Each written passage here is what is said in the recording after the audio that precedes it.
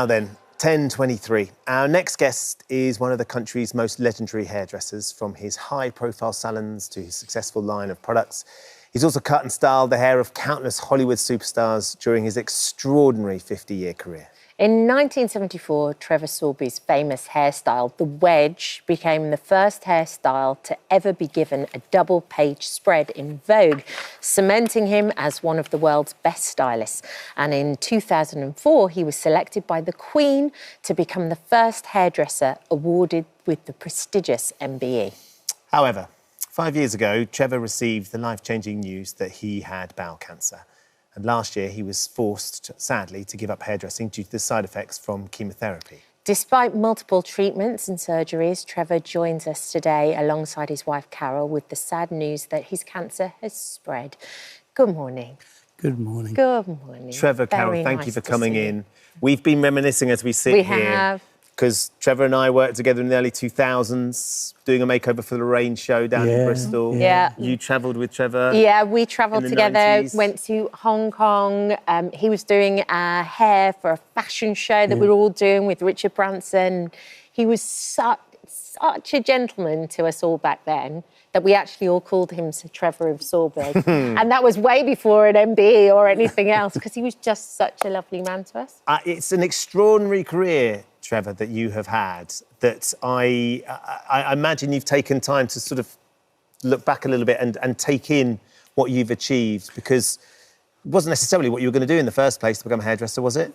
No, I wanted to be an artist, but I got bullied at school, and my dad was a barber, and he said, come in the salon in the barber shop, and this is like factory workers, just short back and sides, no styling or anything. And I found hairdressing easy.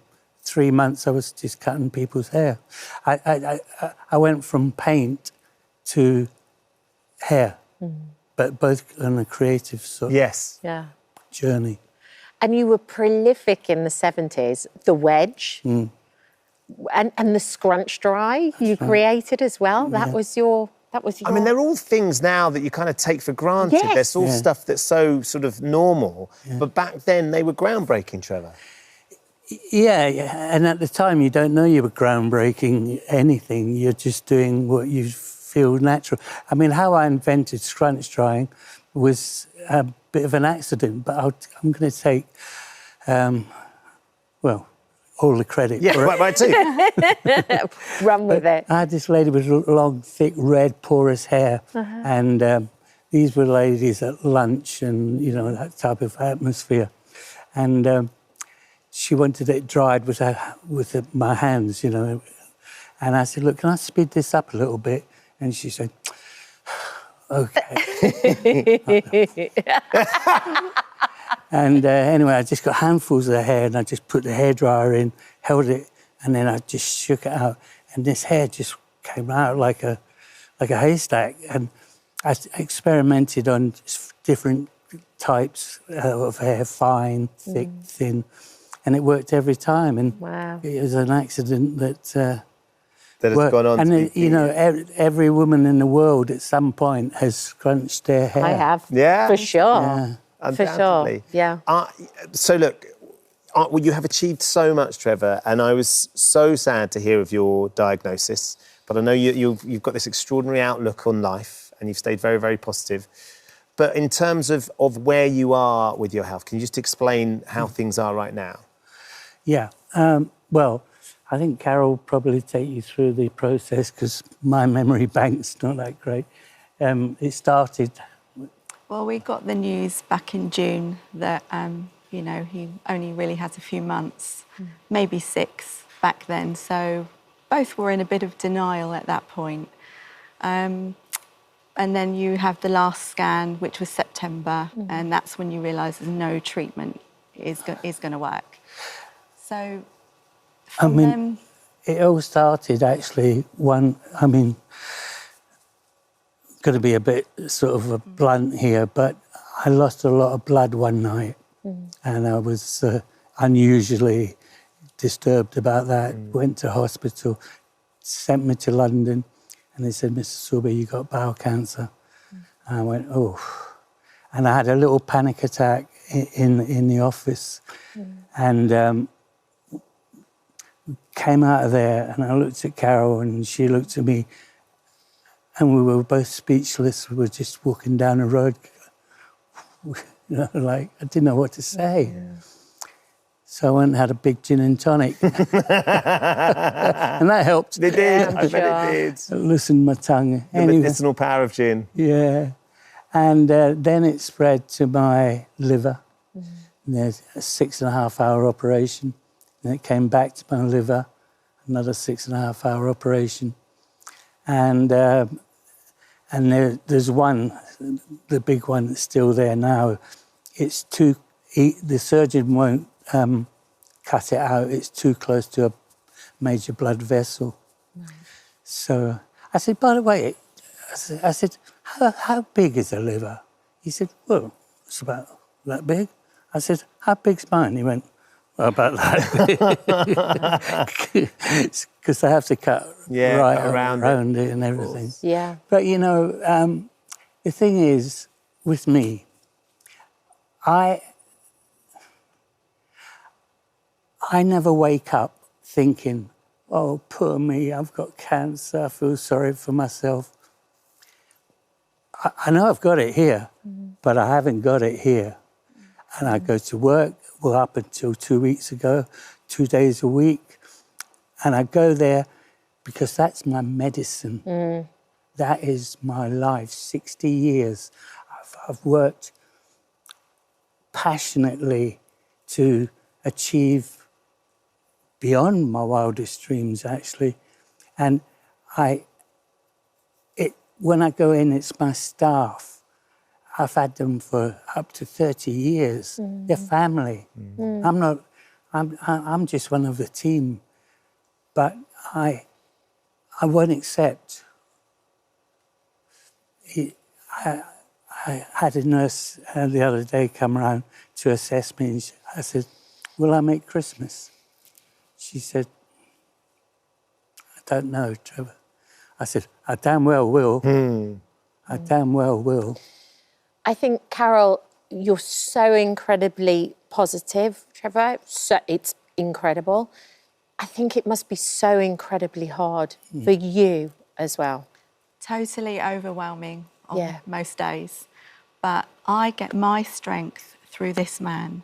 He's guiding me through a good death. Yes. Lorraine touched on that on one of her programmes, living a good life, dying a good death. And up until then, I hadn't thought about that. But what we do every day now, we're thankful for the day that we have, that we wake up together, and it's all the simple things. Our little dog is pure medicine. We've got a wonderful family.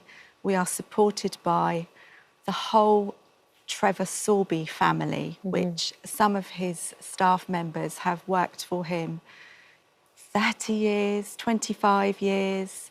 There's more than 20 people that have worked for him up in those numbers that are family, and we're all being guided by Trevor.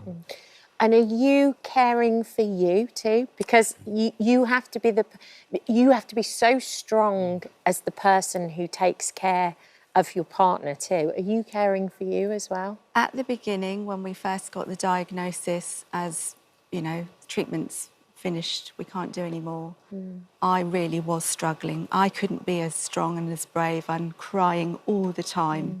Wasn't safe to be out really, and I kept myself at home. Yeah. But Trevor and my son both encouraged me to go to counselling. I thought, a great idea. Actually. Why? I've never been anxious, and I've actually started bereavement counselling, which I didn't know you could do before. And they're going to guide me through, hold my hand, and up until 2 years or however long it takes after the event. So I feel very supported, very lucky I have that support, but more so from Trevor than anyone. Yeah. Because he's incredible. You're a team. Yeah. You're a team. Trevor, it's a real treat for us to have you on today, for you to be so honest and share such devastating news, but equally for us to be able to touch base and celebrate what an extraordinary life. And there's a reason those people have worked for you for 25, 30 years, because you have such generosity of spirit. You're such a joyous person to be around. But there will be people watching at home today wondering, you know, if you could give them some advice about life and about how you're dealing with things or just anything, what you might say to them. The brain rules the body. The heart plays a big part as well, but that is the engine room. And putting yourself... Because I've got a charity and I've helped many women through cancer, cutting wigs for them and doing all of that. People handle it in different ways. There is no one way, no right way, wrong way.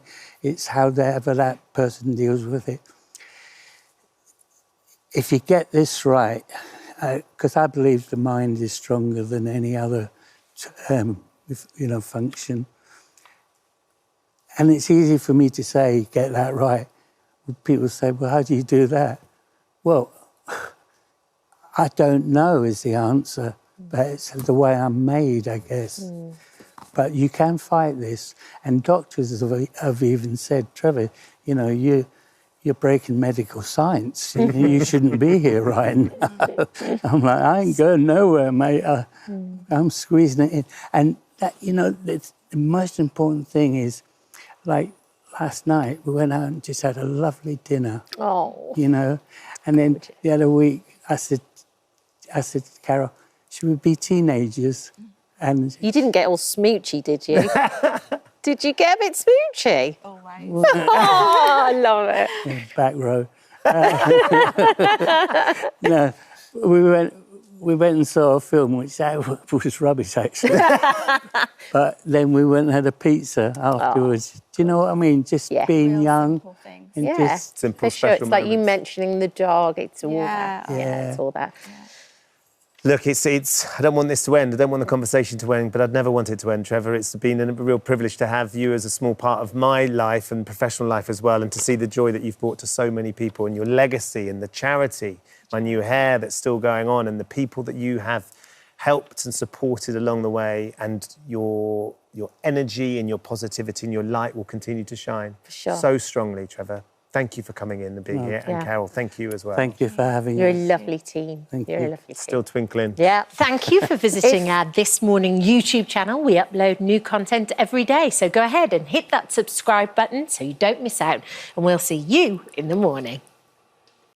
Well, the head of National Trading Standards Scams team, Louise Baxter, is here to share her advice in just a moment. First, let's talk to the two women we just saw in that clip, Wendy Stubbs and Christine Spencer. Good morning, ladies. Good morning. Lovely to chat to you in makeup earlier on this morning. I was just saying how beneficial this documentary is for other people out there. Wendy, let's start with you. So you were married, and then 4 years after you were married... Something like that, yeah. You met Christian. Yep, on a dating site. Yeah. And what happened? He was perfect. He was there to save me. He was there to... Not that I needed saving, but I needed somebody to share things with, and holidays and things. And he liked holidays, and he said he liked everything that I liked. And I thought, crikey, this man's brilliant. And yeah, we had some good times. And we had fun. He was fun to be with. Yeah. But looking back, he was just a mere actor. Yeah, he was a con man. Yeah. And Christine, you met the same chap, but kind of by chance, just in a hotel reception? Yeah, that's right. I was checking in to the hotel because I was working away from home. Yeah. And this gentleman was just stood to the side and says to me, "Hi, how are you? Are you checking in?" Yeah. And start talking to him. And like Wendy's just said, very sort of a familiar person, wanting to sort of chat to anyone and everyone, which is, I enjoy talking to people. Came across very friendly, likeable. And he said, "Oh, who are you checking in with? Are you checking in with your partner?" No. It's a work colleague. They're sort of working with me on the same contract. Oh, right, okay. And and then kept seeing him around. Were you, Christine, were you looking to find somebody to share your life with as well, like Wendy was? I wasn't. No, this came totally out of the blue. I was recently sort of coming out of a relationship, wasn't looking for another relationship. He happened to be there. And, yeah, sort of... It's fascinating to hear the approach, because he met you on a dating app. Different, He's right? clearly Yeah. worked Yeah. out, Christine. He's targeted you. He's obviously got this modus operandi that he goes through. He also, Wendy, to add to the sort of idea that he was perfect and too good to be true, he told you he was a lottery winner as well, didn't he? Yes, yeah, but not straight away, because not that... I didn't need anybody else's money. No. Because... You were independent? I was You were independent, looking after yeah. yourself, yeah. But that was like an added bonus, if you like, when he saw things and he says, oh, I can pay this. So he saw your credit card bill, he saw some finance on the motor. But he'd already done that. Yes, he'd he had, already. yeah. So he And- kind of lulls Yes, you into yeah, this false yeah. sense of security. Yes, exactly. Because Yeah. he paid off your credit He card. paid off my credit card. Then was it your rent or your mortgage? He didn't pay my rent. He went to take my rent to the landlady for me, Right. because I was in between, like, moving house and everything else. So I was in disarray anyway. So there's papers all over and bills and changing your name and address and things. So he just picked things up and thought, oh, yeah, I'll pay this. I said, well, no, don't. What? They're like, no, stop. And then before you know it, he's on the phone. Oh, what do you want my numbers? And it was so real, so real. And then it was like, I think it was Sunday morning in bed, and making a cup of tea. I have a cup of tea in bed. Yeah. And he says, well, we don't have to worry about money. I says, well, I always worry about money. Even though I'm independent and pay for everything myself and do everything myself, you still worry about it, don't you? Thinking, how much is that holiday going to cost? I want to go on that holiday and things like that. But he says, we don't have to worry about it. And I said, why? What are you talking about? And he says, well, I like you because you like me. And I thought, well, OK. And he says, yeah, he said, I'm actually... I've got quite a bit of money. And I said, well, OK. He says, yeah, I won the lottery. I bought the lottery ticket from a garage service station. Did he tell you it was from a service station? Yeah, from a service station. And then he says, I didn't know until I got back to my house in Cornwall that I'd actually won it. And that's where he told both of you, I think, where he lived. He lived, yeah. Yes. Yes. In deepest stars, Rock Cornwall. Road, Rock, Cornwall. In Rock, Yeah. which I know very well. Yes. So, Christine, we've got Wendy's painting this picture of this very charming, too good to be true opportunist, lovely guy to be around, making you feel really special and taking care of you, which is something that you said was lovely. How was it for you? It wasn't very long before he turned around to you and said, I think we should get married, was it? Yeah, it was about 3 weeks into sort of, let's call it the relationship. Yeah. And it's very similar. I like you because you like me. At least his lies were consistent. Yeah, it was. Yeah. And how would you feel about getting married? And whoa, that's just a bit too... Well, 3 weeks, yeah. Soon, yeah. Let's see sort of how it goes. But no, he was sort of determined to sort of take that forward and kept mentioning it. I'm going to go and buy you a ring.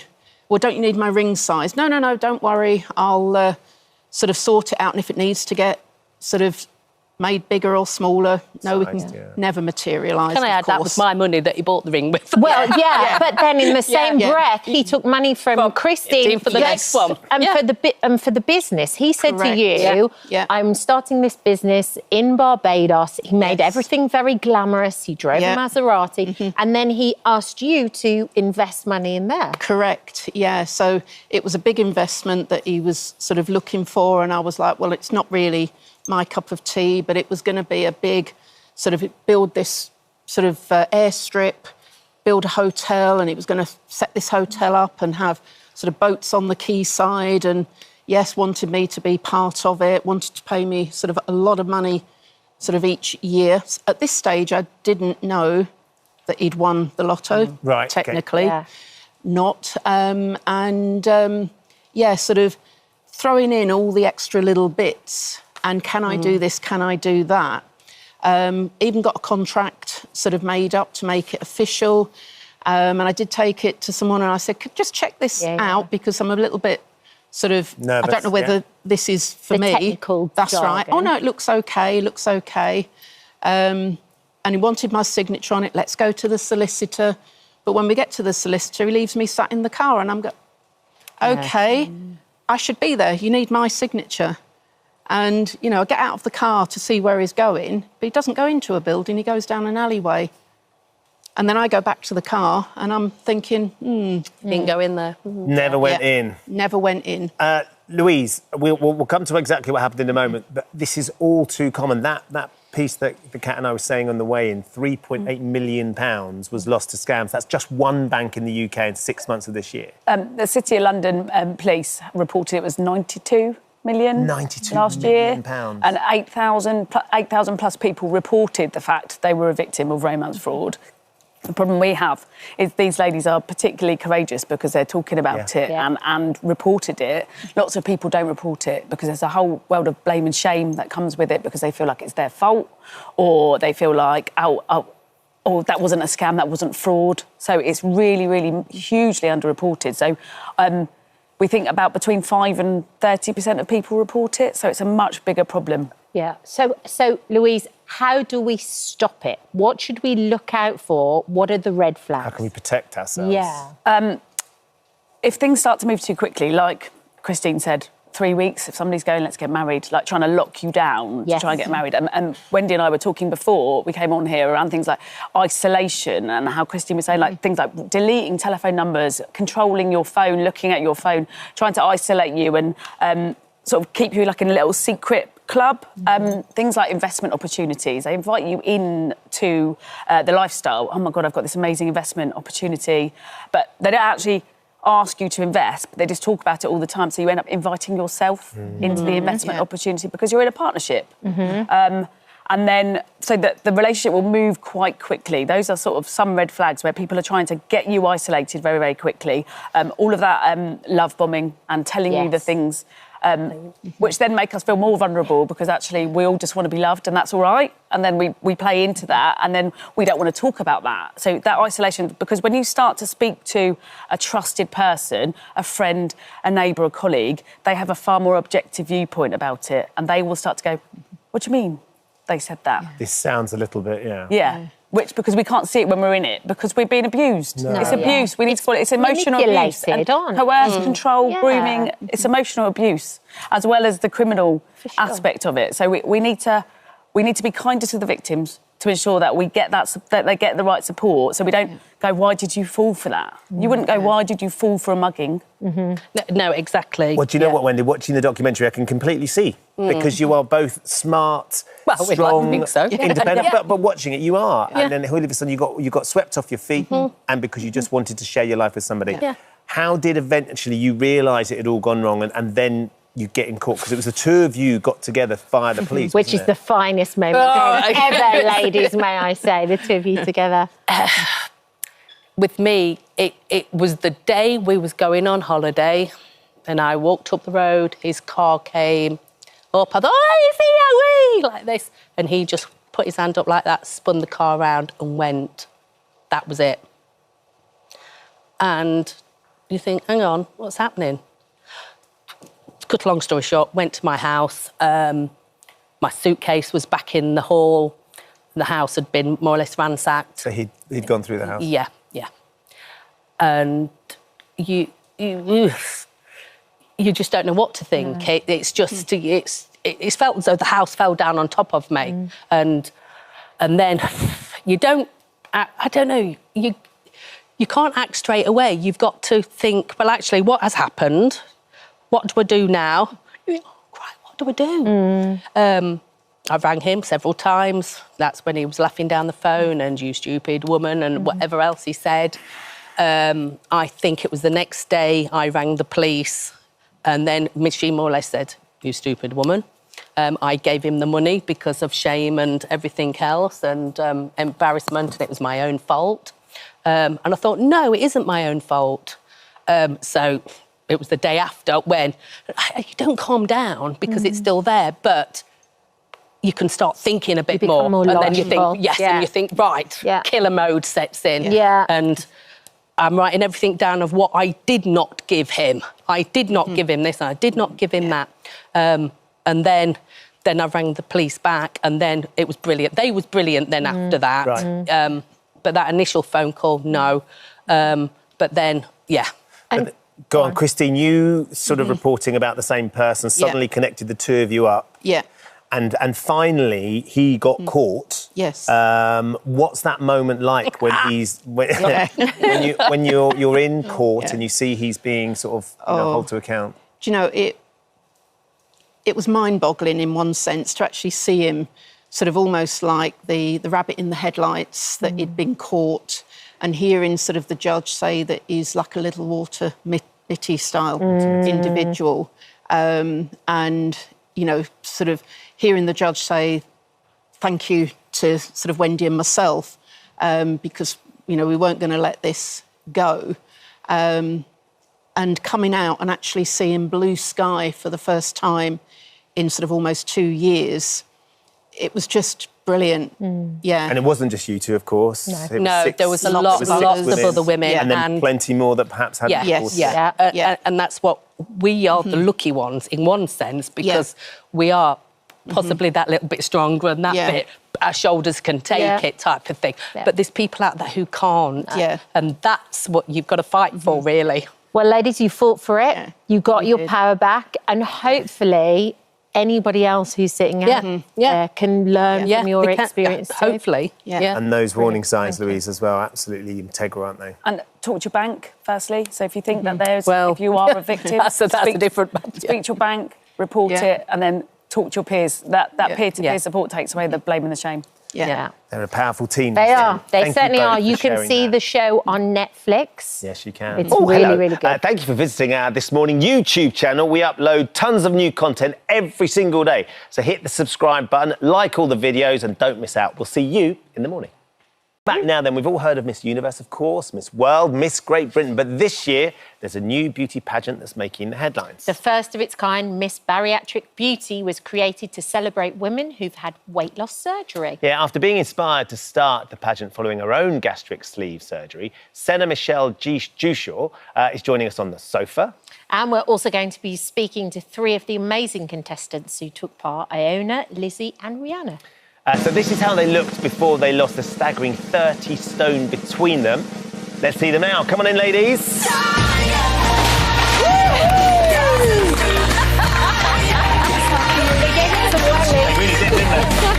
Come and join us. Lovely to see you all. I mean, you seriously gave that some welly, ladies. You wouldn't want to mess with you guys. How are you? Good morning. Good morning. I think you might need to budge up a little bit to get all the girls on with their amazing outfits. Welcome. I think you all arrived as I arrived this morning, didn't it? Yeah.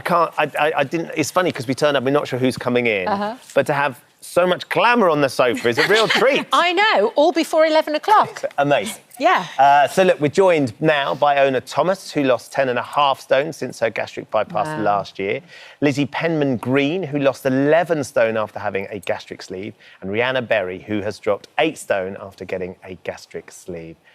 Really wonderful to meet you all. Thank you all for coming and joining us today. Yes, thank you so much. And first of all, let's say, not with the weight, but just you all look as though you exude so much confidence and glamour now. Well done, ladies. So, Senna, you started this this pageant. Why did you do it? So, I had weight loss surgery in June 2021. Yep.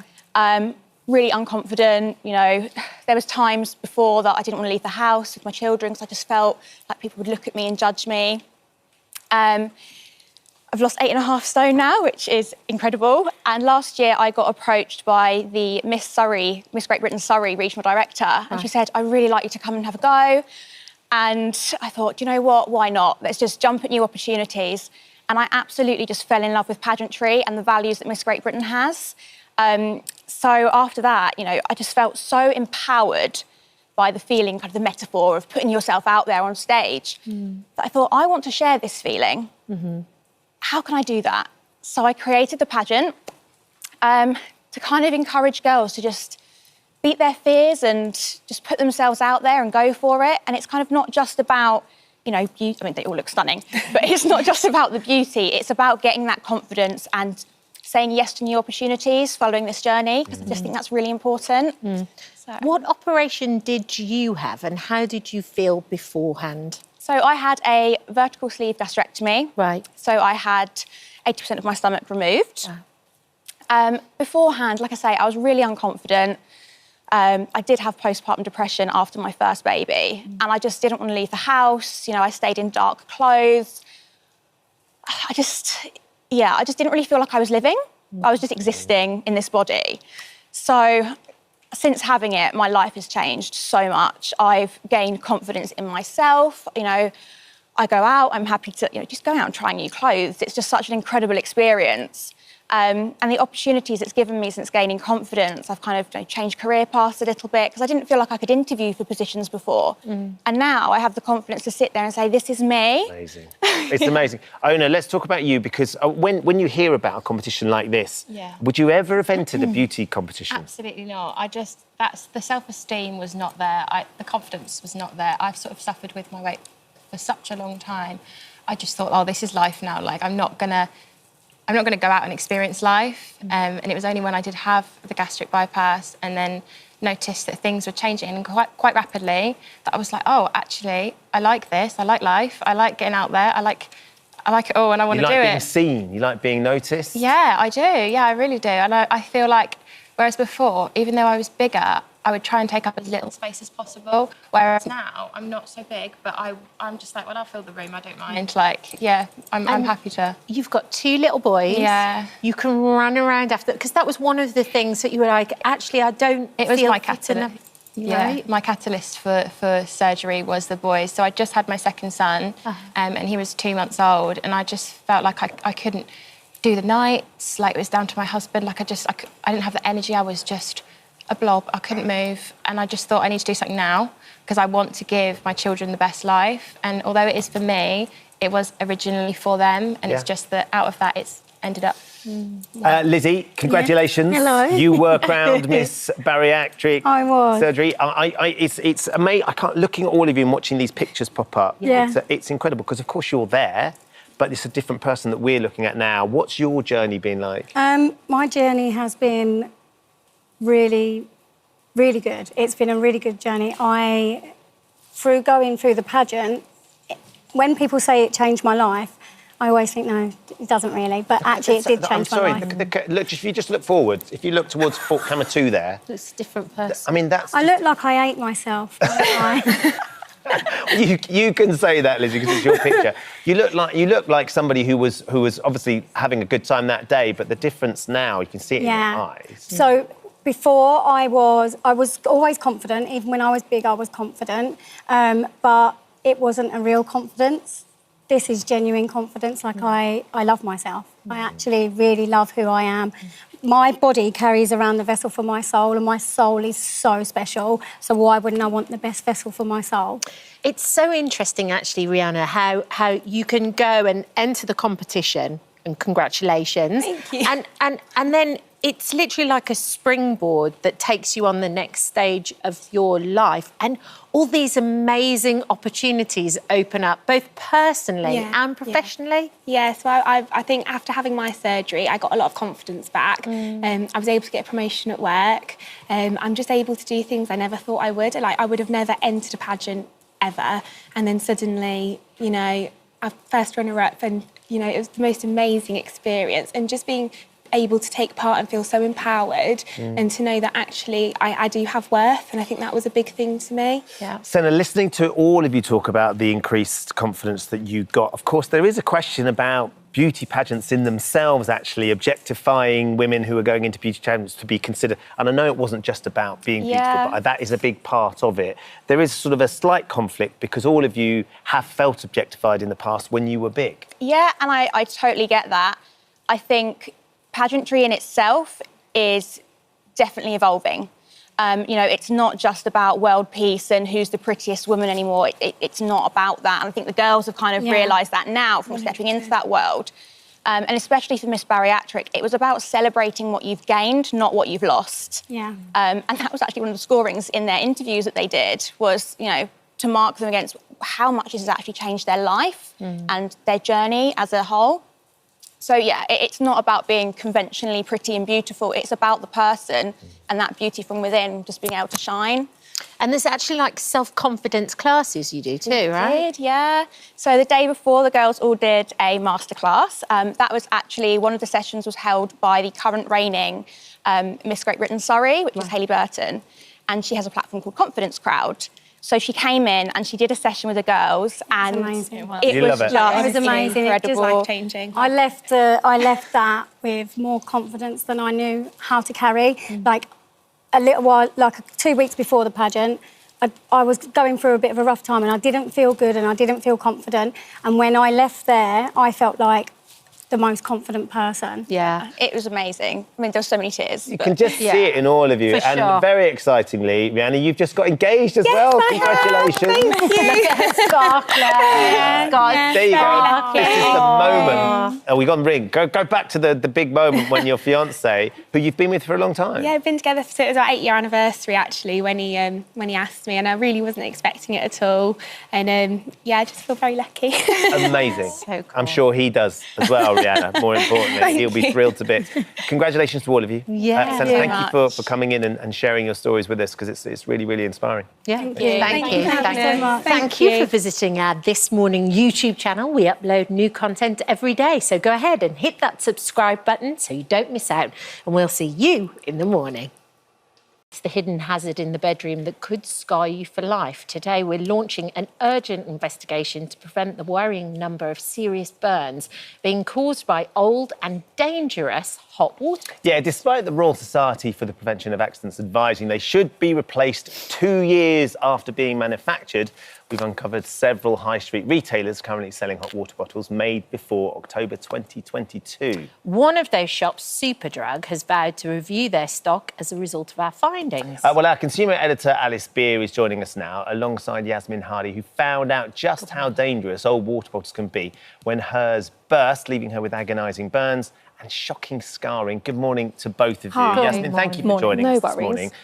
They are shocking pictures of what happened to you. My wife is an avid hot water bottle user. Yeah, so was I. And I had no idea that there was this real concern that they have to be sort of 2 years is the lifespan of a hot water bottle.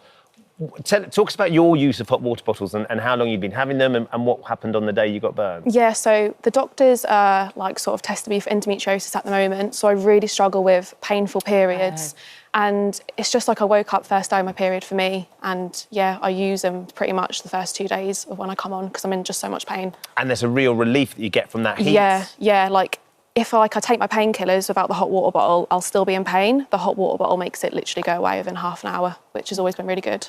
OK, so Alice, tell us about the guidelines around hot water bottles. Yeah, I mean, this is worrying, and the worry is increasing. So the NHS Burns Association has reported an increase in serious burns. We're talking, like Yasmin's burns in hot water bottles, up 42% over the last 2 years. And the British Burns Association says one person in the UK gets seriously scalded every single day filling or using a hot water bottle. So it's really important that we empower ourselves with this information, especially as they put it directly in relation. This is a cause and effect of the cost of living crisis. Yes. Because sales of hot water bottles have gone massively up. One high street source says increased by 200%. People trying to keep themselves warm rather than ramping up their heating. And as you've said, they're a source of comfort and familiarity. So consumers need to empower themselves with the information that they need.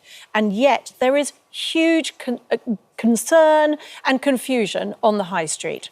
So the Royal Society for the Prevention of Accidents say that there is an expiry date of hot water bottles, which is 2 years from the date of manufacture. Okay. And you can tell the date of manufacture by studying your hot water bottle. We have a daisy wheel system.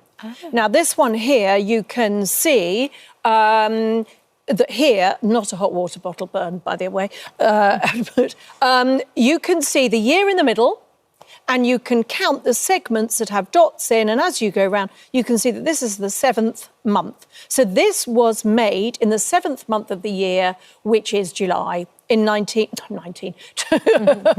what century am I in 2022, OK? And actually the last dots tell you it was the 3rd week of that month. So that's only got 9 months left in it for it to be beyond its If you listen to Rosper, but we went around the high street, all the major retailers, there was plenty of stock 2023, 2024, 2022. But we did also find, for example, this Marks and Spencer's teddy bear, really lovely, cuddly soul, perfect for a gift. His daisy wheel system shows 2021. So that's out. According to Rosper, this would be past its safe expiry date. But the manufacturers and retailers stress that they use the expiry date as from the date you first use it and not from the date it is first made. And Marks and Spencer's, Boots and Superdrug have all said that all their hot water bottles are tested to a British standard, which is really important that you look for that British standard mark that is on all hot water bottles. You'll see it, the BS 1970 2012. Yeah. And it's really important that you look for that. Superdrug have said that they are going to review their stocks on the shelves because I think this is too confusing. So what do? You've got a hot water bottle with a date on it and you think, well, I know it was made then, but when did I start using it? What are we supposed to do? Start writing dates on them? Yeah. It's too confusing for consumers. And if you're in Australia, the government there says, absolutely no hesitation, you should replace your hot water bottles every year from the date of manufacture. Right. We'll come on to whether there's sort of, the environmental impact of all of that plastic. Absolutely, and that's huge. So, Yasmin, you use yours to help with your endometriosis, which you're being diagnosed with at the moment. What went wrong the day you got that badly burnt? It literally just split down the side of the seam. So, obviously, I boiled the kettle, poured the water straight in, and sat on the sofa, and within 30 seconds, I thought I didn't screw the lid on properly because that happening, I just never thought that was a possibility. So I thought, I haven't screwed the lid on. And it just poured all over me. And it was only when you got back from the hospital that you were able to check that and you saw it split. Yeah, and I was like, it's actually not my fault. Were you aware of the dates? No. Because until I researched this story, I had no idea that was actually what you were supposed to do. You wouldn't think it would be a thing. You think it with food quite naturally, but plastic, you just wouldn't. Well, I personally didn't think. No. Did you? So now you know. Was it a long past those 2 years? I think mine was dated 19. So I think mine was 19. Yeah, 2019. So you'd had it for it's 2019. Yeah, I'd had it a long time. Yeah, and used it regularly. And been using it regularly. A lot. Yeah. Once Are you supposed to put boiling water in? Absolutely not. Right. And many of the scalds and injuries that people are seeing, that these burns units are seeing, are from people putting boiling water inside, and that is an absolute no-no. Not only would it perish the rubber, and there needs to be an awareness of what these are made of. Yep. These are made of partly or fully rubber. And rubber perishes, rubber ages, rubber degrades. And one of the things that would degrade it is putting boiling water in it. Also storing it with something on top of it. Also keeping it in a very hot place. So many permutations of how you can increase the risk from a hot water bottle. But also, and yet, we don't know. With the drive that we're having now to be much more environmentally conscious, the fact that we're supposed to replace those every 2 years, and that's a lot of plastic that's just going to get replaced every 2 years, that feels like an opportunity for somebody to come up with an alternative that is safer and also ethically and environmentally friendlier. Well, there are degrees to which you can recycle some of these products. And of course, there are plenty of available other sort of microwave wheat bags and other kinds like that will do, or lavender bags that will do sort of pretty much similar job. But, people are very fond of their hot water bottles. There's some 500,000 of these in homes around the world, around the UK. The figures of their sales is really high. People aren't suddenly going to stop using hot water bottles, and they don't need to. They just need the awareness, and they need the lack of confusion between retailers and the safety organisations. If you go onto many of the NHS Trust websites, they will say don't use them older than 2 years from manufacturing date. And yet the retailers say, no, it's from the date of first use. Excuse me, Yasmin, are you still using hot water bottles? No, I don't. So you've stopped? I'm a bit traumatised by the whole thing now. It'd be really frightening. Yeah. And how is your scarring doing? It's healing really well. When I was getting my dressings redone, mine was healing the best because I jumped straight in the shower. after I burnt myself, which was super important. If you do burn yourself, And that was something your mum had told you, wasn't it? Yeah, as a kid, yeah. When you burn yourself, just run it under cold water. So mine's healing really well, but there's some people who are a lot worse off than me, so I'm really lucky, to be honest. Well, look, Yasmin, thank you for coming and sharing your story as well. It's really timely. I literally sat there with Annie last night and I looked at hers, and hers was 2023. So, she's got another year on it. But as she rightly said, but I don't want to get rid of it if it's working carefully. Is there some way of us protecting them and making them last longer? Well, number one, take the cover off and look at it, Absolutely. examine it and make sure it's safe, OK? And we'll put some other safety hints on the website because it's really important. You check it for splits, check the date and make sure that it doesn't leak, and don't fill it with boiling water. Some really top tips, but we'll put them on the website. Thank you, Alice. Yasmin, Thank you for visiting our This Morning YouTube channel. We upload new content every day, so go ahead and hit that subscribe button so you don't miss out, and we'll see you in the morning. I'm hooked already. Tanya joins us live from Missouri now to share her story. Good morning there, Tanya. Thanks for joining us. Thank you for joining us. How are you guys? We're very good, but we're very intrigued by this. Chimp Crazy is available on Sky Documentaries and now at the moment. But you're known as the Chimp Crazy Lady. I mean, what is it about chimpanzees that you love so dearly? Oh, they're totally amazing. Very loyal, very loving. You couldn't imagine being around one. And once you are, you just can't help yourself. Yeah. No, I absolutely, I get that. But obviously, most of us are kind of used to seeing them in a zoo or a safari park. So how is it you started to gain ownership of them in the first place? There was a lady up in Missouri, up in St. Louis area, that needed some help. She was being sued by PETA, and I wanted to help her. She told me her story, and she needed some help desperately, so I went up there to try to help her. Lovely. And you ended up with 7 chimps in the end, but there was something about Tonka that you absolutely loved. I love the fact that your name's very similar. Tanya and Tonka. Yes, he was the most amazing chimp in the world. He had been in a human environment his whole entire life. So he was just like a big kid, but he was very, very much dependent upon you and very, very, like I said, very loving. Yeah. What was his likes and dislikes? Tell us a little bit about him. What did he love doing? Oh, he loved being on his iPad, watching like videos of different chimpanzees, and he loved watching TV. And of course, he loved to eat. He loved, his fruit and his vegetables. And he also liked an occasional spaghetti. Okay. I can't believe he had an iPad. That's unbelievable. Tanya, obviously we know that, chimps and all the great apes are very intelligent mammals. So a lot of people are watching this, and the natural question people would ask was, why would you take on the ownership of an animal like this and not want it to be in a more suitable climate, say a safari park or a good zoo or so forth? What would be your answer to that? Well, under normal circumstances, if that's how they were raised, that's okay. But Tonka had always been in Hollywood since he was a baby, and then he lived with humans his whole entire life. So he wasn't your typical chimpanzee. He definitely was humanized. So he was used to the luxury lifestyle, as you say. One of the most shocking moments in the series is when you actually was under oath and you actually said that he had died, when in fact you was actually storing him in your basement. Why did you do that? Why did you lie so badly in that moment? Why? Well, you got to realize at the time I had told PETA he had passed away, and we had had another chimp pass away earlier in the case, and, they just accepted the fact that she had died.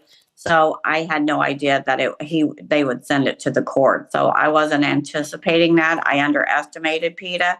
So hence I ended up lying to the courts. Not that I wanted to, or not that I condone that, or nor would I want anybody else to do it. It just got too far in lying. So I had to. So was there a chance that you could have had a custodial sentence then? Could you have gone to prison? Oh, yeah. Oh, my gosh, Wow. awful. So how did the circumstances work out that you didn't go to prison, given that you lied under oath?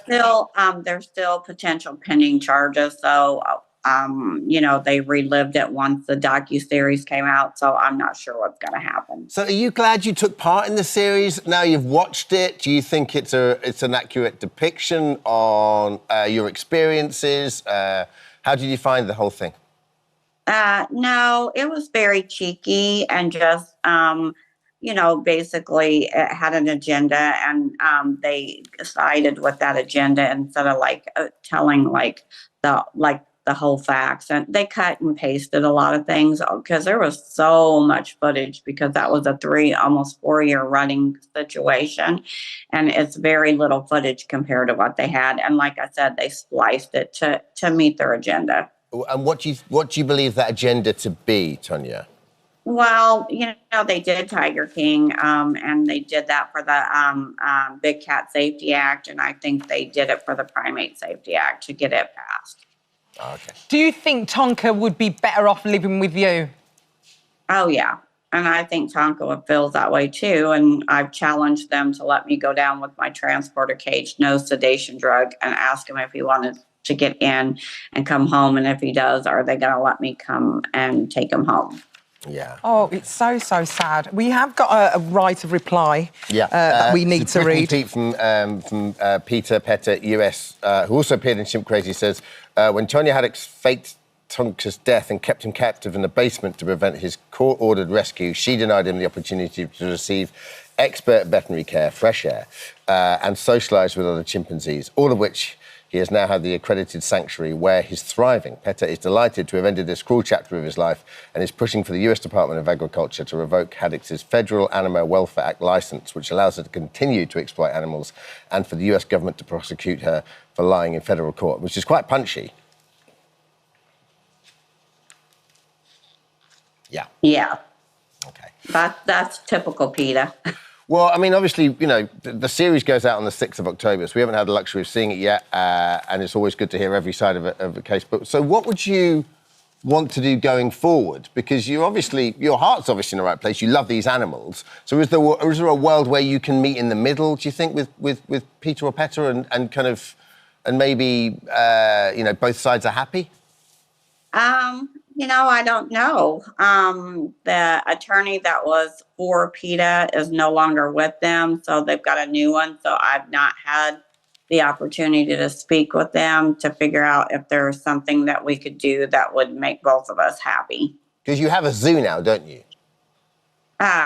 Yes, I do. Yeah. Okay. Oh, thank you so much for joining us, Tonya, and telling your story. And I can tell why they call you the Dolly Parton of chimps now, because you actually do resemble her a little bit. Thank you so much. Thank you, and have a great day. You too, darling, you too. Bye-bye. Hi, everyone. Just wanted to say thank you for visiting our This Morning YouTube channel. Now, listen, we upload new content every day, so go ahead and hit that subscribe button so you don't miss out. And we'll see you in the morning. Oh, I can't wait to see this book now. Well, keeping the tradition alive, we're joined now by stars from the Ripley's Believe It or Not 2025. Mike Foley, a dentist based in Florida who was literally can pull cars with his teeth. Saw him, right? And the world's most flexible girl, Liberty Barrows from Peterborough. Hey. Morning to both of you. Morning. Morning. Mike, we'll start with you, because when I read my notes, the first thing I got was his fascination started when he used to collect shark teeth on the beach. I get that. I love sharks. But that wouldn't necessarily lead me to doing that. So how did you go from collecting sharks? Because you grew up in Florida, right? I grew up in Florida. Yeah. But I'm terribly sorry about your bird. Oh, don't worry. I'm just happy it's the only thing that broke. Don't worry. I'm sure we got another 6 out of the back. You mean Swifty? The bird was elected. We've got replacements. Don't worry. Good. But I've been collecting my whole life, and that's actually what brought me to this. I've been collecting shark's teeth since I was a child. I used to find them on the beach in Florida. Yeah. And my collection started initially with fossils.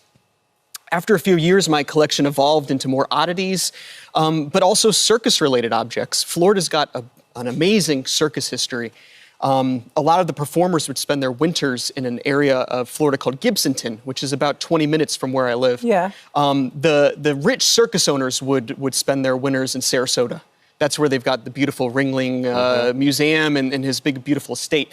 And so I started collecting circus-related objects as well. And one of the objects that I won at an auction was a mouthpiece that looks very similar to mine.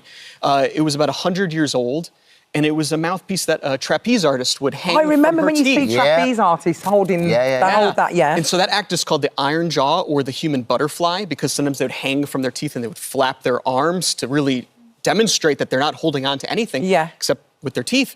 And so when I saw that mouthpiece, I thought this is quite simple and maybe, crude. With my dental training and my expertise, I could probably fabricate something that's a bit safer. And so I did.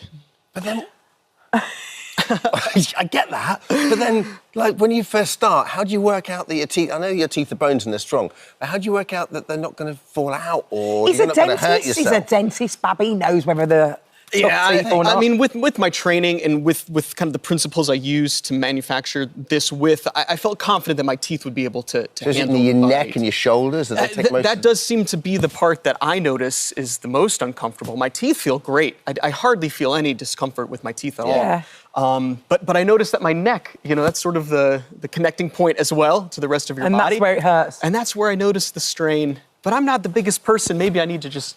Yeah, you need to get in the gym, do some neck movements. You do a bit of neck. A little bit of neck, but not like that. Tell me, why did you progress to a car? Because you didn't work up to a car, did you? You just thought, you know what, I'm going to pull my car. So with my original mouthpiece, my first thought was to recreate what the trapeze artist did. So I connected it to my children's swing in the backyard. Yeah. And I had a stool underneath it, and I climbed up and I was biting on it. And this is your kids going around. At the exact moment my wife came home from picking her kids up from school. And so she catches me mid-act and she says, "What are you doing?" She sees a rope hanging from the tree and I'm on a stool and I'm hooking this as she's concerned. And I said, "I'm going to hang from my teeth." And she says, "You're not going to be able to do that for 2 seconds." And I said, "I've already looked it up. The world record's 7 minutes." And so as I was attempting it, I realized very quickly that my teeth could handle it, but my neck wasn't quite where it needed to be to hang my full body weight. Because truly the trick, I think, is to be a small person, right? A lot of the circus performers weigh 90, maybe 100 pounds. I'm like about 160. And so I could tell I was putting about 100 pounds of pressure on the appliance before it got uncomfortable. And I'm a practicing dentist. I was doing fillings this Wednesday. And so I didn't want to give myself a disability claim. And so I thought, that's too dangerous. And so I thought, well, I'm putting 100 pounds of pressure. I can do something. I think it's absolutely incredible. And in the natural Liberty, we have to move on to you. Where did you discover you had this incredible talent? Well, what's weird is I was actually never flexible when I was younger at all. I wasn't flexible at all. I would try and do things like dance, gymnastics, or anything athletic. Yeah. And somehow every time I would just end up with my face in the floor. I'd literally crumble like a cookie. I hope we have Rihanna to thank for this. I was Is not that right? good. Rihanna's the reason, Umbrella? Yeah, it's coming up. So basically, I had a breathing difficulty. So I actually couldn't do a lot of things. Yeah. I'd sound a bit funny when I talked and everything. And it was only when I was 10 years old, I was watching a Rihanna music video, and I copied a dance move she did in it, and I bent my body backwards. And after that, my breathing difficulty went away. And so I continued practicing because that's what got me healthy. So I was like, why not continue practicing? And then when I was 12, I added in animation dance movements so that I would be flexible all throughout my body. And that's how I started. So can you show us some of your go-to moves? Okay, I'll show you some of my favorite. Yeah. I love this. So this one is actually known... Face the audience, the audience. Yeah, let them see. This one I have the world record for, and it's known as the world's most flexible backbend movement. And since I got the record, some people have been calling it the Liberty Lowdown. So this is kind of a fun Liberty one. Lowdown. Go on, Liberty. Here we go. Let's see. Go on, Liberty. Oh my gosh, Liberty. And Liberty, are you in any pain whatsoever doing this? No, but I will say, I've been on a lot of plane journeys recently, and I'm a bit stiff today, and I got this mic, so I'm trying to do the best I can. Liberty, do you have to warm up in the morning? Like when you wake up, do you have to stretch and stuff? Yeah, I do a little bit of warm-up through yoga and dancing, every morning. It's absolutely unbelievable. And where have you performed this then? I've performed all over the world. Like I was just, it's really, really crazy. I was just in Asia, touring Asia, doing performances. Then I was just in America, Los Angeles, then New York, and now I'm back here. and I'm really tired. A whale of a time, yeah. But it's been awesome. Well, listen, congratulations, guys. I mean, the fact you're both in the book. in Ripley's Believe It or Not, which is the Spark Your Curiosity. That's the annual, which is out now. I mean, you know, when you are doing something more unusual with your body, this is kind of, that's the Bible, really, isn't it? Oh, really? Yeah. Yes. Oh, there you are. Look at you. How does it feel to be in the book? Hey, that's this morning right there. Is it? Yeah, look. This one? This one right here. Oh, yeah. Oh, wow. Yeah, I did that record right here, right in the studio. Did you? Yeah, it was amazing. Unbelievable. And there's you, Mike. There you go. Your next year's picture, Mike, can be you killing our bird and bringing it forward. Thank you so much for joining Lovely us, Liberty and Mike. Thank you so much. Thank you so much for visiting our This Morning YouTube channel. We upload new content every single day, so go ahead and hit that subscribe button, and we'll see you in the morning. Now, last night, Prince Harry joined a very special group of people for a glitzy awards ceremony. The Well Child Awards recognise the bravery of children across the UK living with a serious illness or disability. And this year, This Morning had a very own award, and picking a winner has been a real family affair. Hi guys, I'm here for a very important task because I'm here to choose the recipient of the This Morning Special Recognition Award for the Well Child Awards. I mean, no pressure then. It's a really special award. It's the first time we've done it and we're really excited about it. What's really difficult is the fact that we're going to have to choose one person to win this award, and I don't know where to start. Alison and the team had such a tough decision to make, but they needed to reach a verdict. They are all showing an incredible amount of resilience despite what they're going through on a daily basis. Can we not give 4 awards?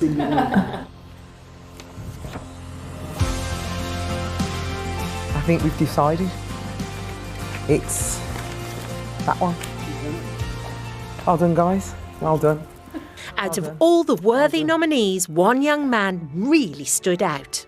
11-year-old Lewis is funny, brave, and the life and soul of every party. Lewis was bought £5,000 for Alder Hay Children's Charity. Everyone at This Morning felt that this incredible can-do attitude, as well as his kind and caring nature, deserved to be recognised. So we sent Sean to his primary school in Halifax for a little surprise. Now, the camera crew are in his lesson right now. He thinks they're there to film his teachers. Little does he know we are about to surprise him. Oh, I love things like this. Follow me. Hello. To interrupt, I'm looking for a Lewis Connor. Is there a Lewis here? Are you Lewis? Would you mind coming up here and joining me up here? Everyone give him a round of applause. Woo! Have you got any idea why we could be filming today? No. So Mum and Dad are here as well for a very special reason, okay? You have been awarded the ITV This Morning Special Recognition Well Child Award, everybody. Woo! Oh! So next week, you're going to come with your mum and dad, and you're going to go down to London. Prince Harry is going to be there as well. Can I have a cuddle? Yeah. Well done, Lewis. I'm really excited to meet Prince Harry and be happy award ceremony.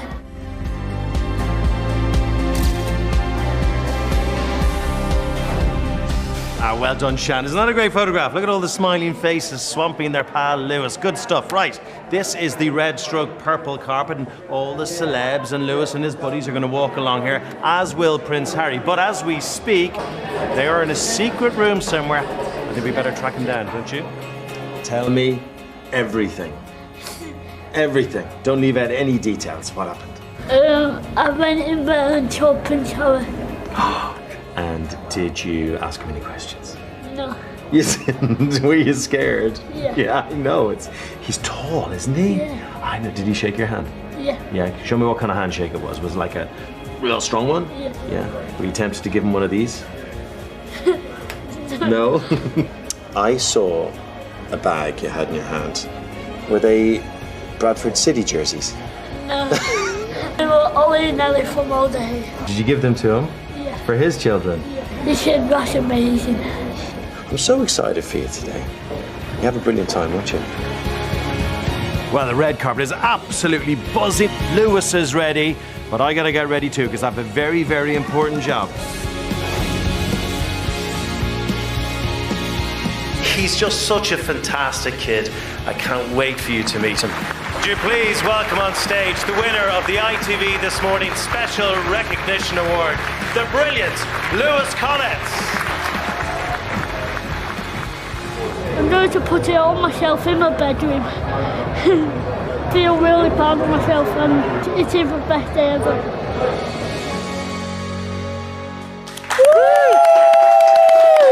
Wow! Oh, Lewis, what a night. The award is there. How was last night? It was amazing. Was it? What time did you get to bed? 20 past midnight. 20 past midnight! Yeah, you don't turn into a pumpkin. I normally turn into a pumpkin after 12. Donna, you must be so proud. Oh, we are, yeah. We're really proud of Lewis and all of the family and everything that everyone does to help us on the way. It's an extraordinary place, Alderhay. I have first-hand experience because my friend George raised a load of money for his little brother years ago, and they are incredible, aren't they? It's a wonderful facility. Oh, it's amazing. It doesn't feel like a hospital. We're really lucky. We've got a great team, haven't we? A craniofacial team who look after us, and everyone's lovely. Everyone who works there, from the ladies who work in the canteen to the charity office, all the way up to the surgeons. Yeah, I love it. Very special place. So, tell me, what was Prince Harry like? Was he a nice chap? Yeah, he was a nice chap. Was he? And did you show him? Because I know you've met the Queen before, haven't you? Yeah. His grandma. So did you show him pictures of his grandma too? Did you? What did he make of those pictures? Because they're quite fun pictures, aren't they? Yeah. Yeah. Tell us about when Lewis met his grandma, Donna. So we got selected to hand the flowers to the Queen when the Alderhay New Hospital opened. Everything was going fine, wasn't it? Yeah. And then at the last minute, all the cameras took a picture. And literally, Lewis burst out crying. What did Prince Harry say when he saw that picture of you giving some flowers to his gran? He said, "That's my grandma." Oh, so cool. She looks absolutely amazing. What we know is you love your cricket. You are a massive cricket fan. How amazing was it to be on the table with Johnny Bairstow yesterday? It was really good. Yeah. Tell us a little bit about his love of cricket, Donna. So Lewis plays cricket. He plays for our local cricket club. You won the league this year, didn't you? Yeah. Congratulations. Under 11s. But he loves watching it, playing it, and that's his first thing that he asked to do once he's well after a surgery. When can I play cricket again? When can I play cricket? And he obviously faces all these obstacles really bravely and brilliantly, but you're also raising so much money as well, over £80,000. What's your next plan? So what's next? In November we start charity night, and next spring we're climbing Snowdon. Oh wow! You're climbing Snowdon? Yeah. Are you in training already? So Lewis has got double foot surgery coming up in November, so we can't do it till after then. And then after then, Lewis is adamant he wants to climb Snowdon. Wow, that's amazing. And I've heard you've got something for us as well this morning, do you? Yeah. Is this right? Wow. What, is this an invitation to climb Snowdon? I'm not sure I could do that, Lewis. Let's have a look.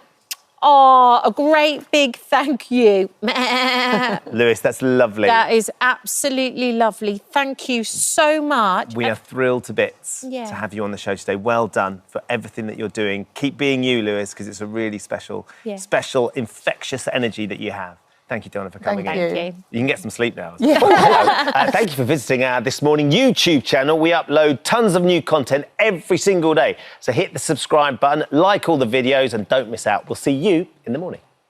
But first, 2 years ago, Deirdre sat on our sofa to reveal that after experiencing symptoms, doctors discovered a cluster of malignant cells in her right breast. So Deirdre underwent successful treatment for breast cancer, but her recent annual checkout revealed early signs that, sadly, it has returned.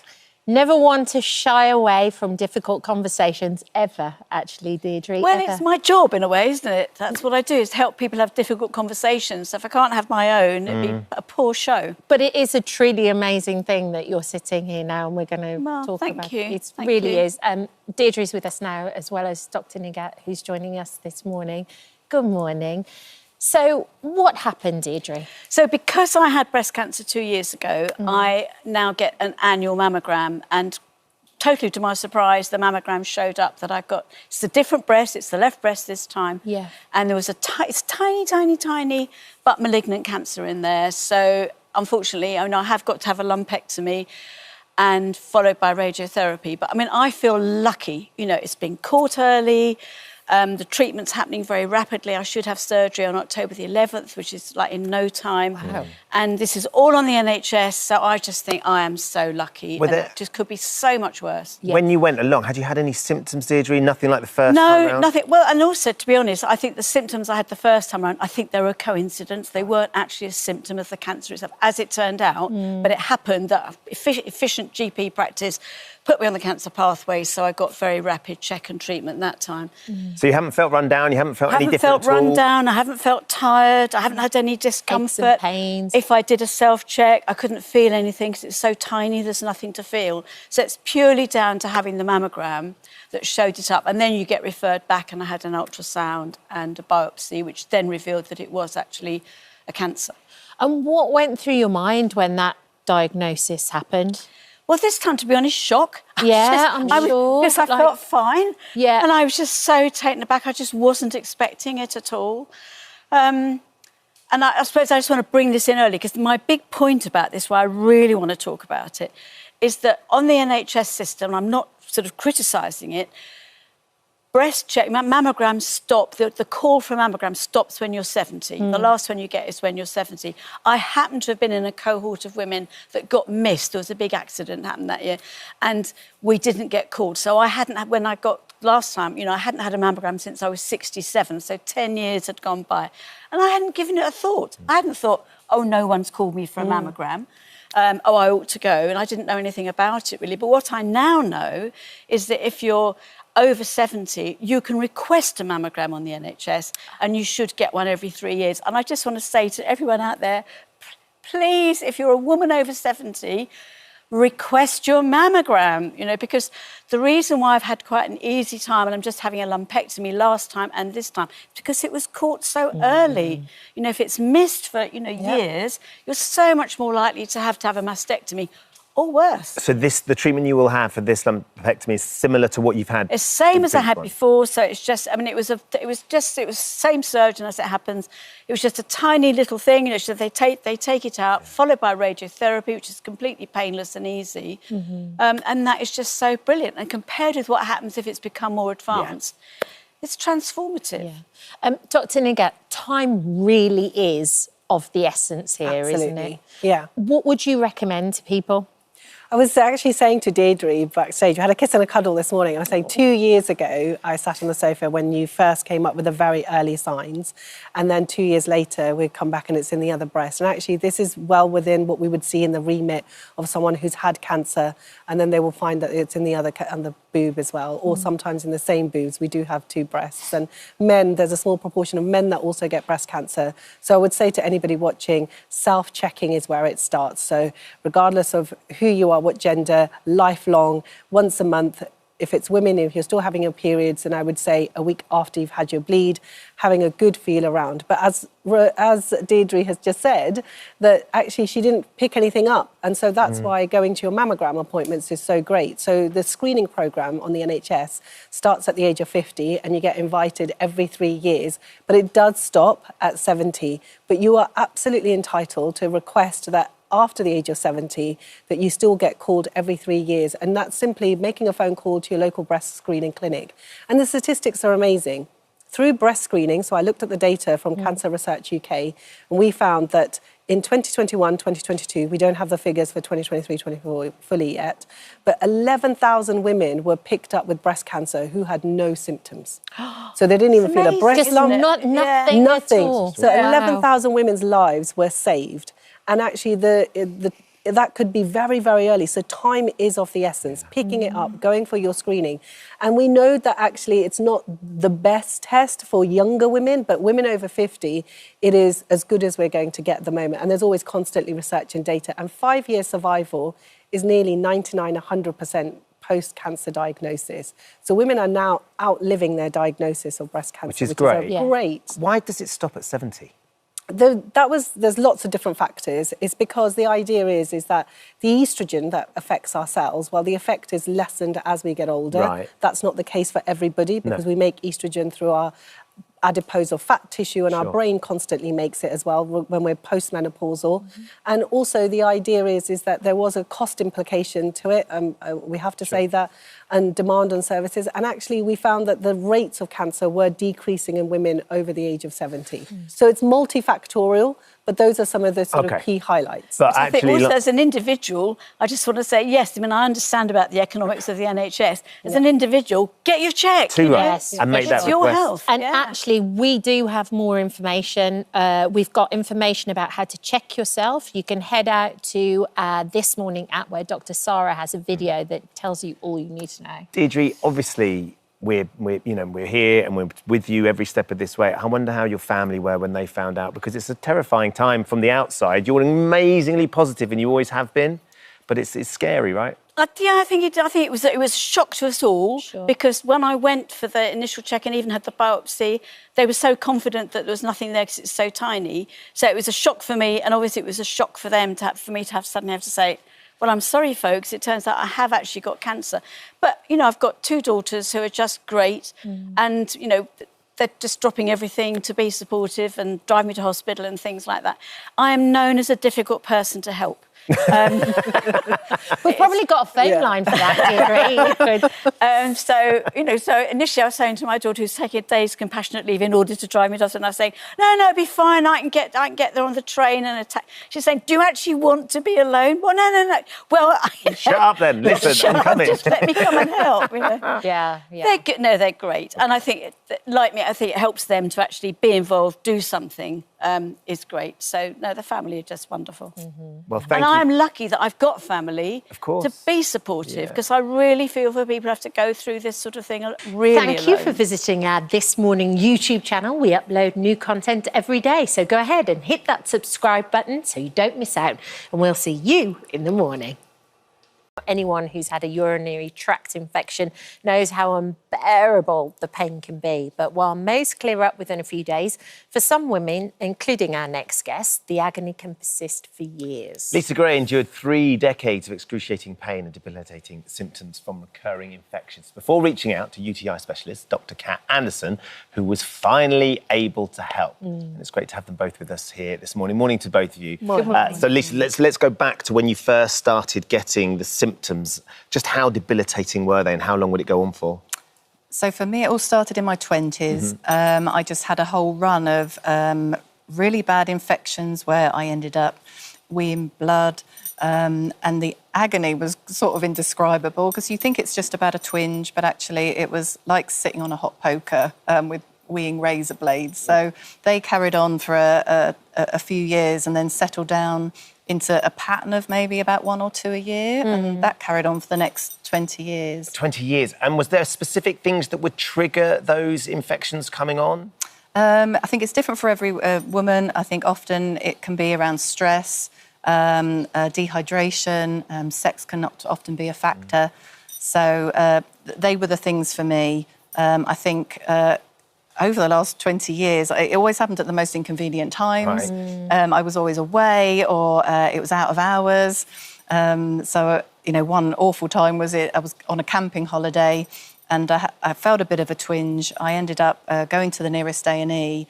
But for me, they were always so acute in how they came on. So within an hour, if I hadn't taken an antibiotic, I knew that I would be sort of unable to function with a fever, within an hour. And so that time I ended up in A&E. By the time they gave me the antibiotics, I was on an intravenous IV drip with antibiotics and a relaxant because I was in such a state. So it was always just trying to get access to the treatment as quickly as I could. Yeah. That was always tricky.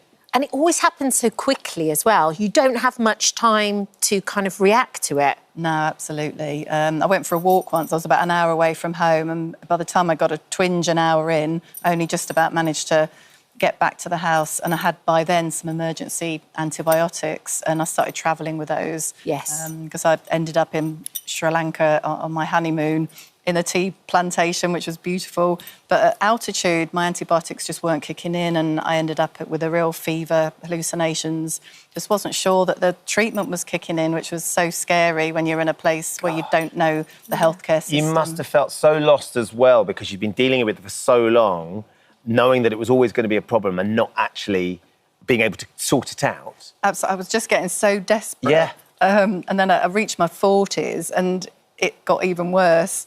And I was getting infections maybe once every month. In desperation, Googling sleepless nights in agony, trying to work out what was happening to me and how to stop them.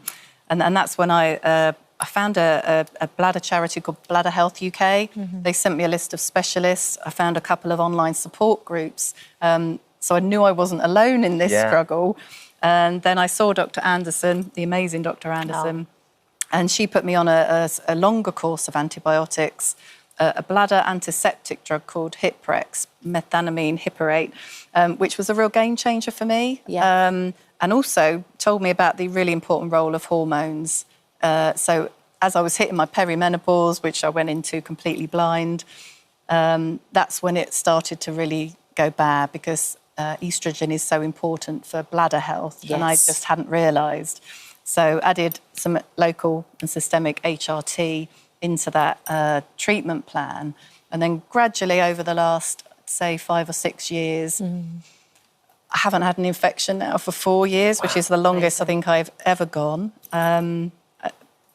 So I feel like I'm on a road to recovery, but not totally cured, because you always still live with that awful lingering fear and anxiety that one is going to come and grab you when you least want it. Yeah, but thank goodness you found Dr. Anderson. Absolutely. Because I think that one of the things that women really need is to feel heard, and for people to understand just how debilitating this is. Absolutely, absolutely. I think that Lisa has had a terrible time in the past with her UTIs, but it's quite surprising when you hear that I actually see people who come in an even worse situation than she is in. I've had patients that are so desperate with this, breast cancer survivors who say that if they had had this before the breast cancer, they would have declined treatment because there would have been a way out.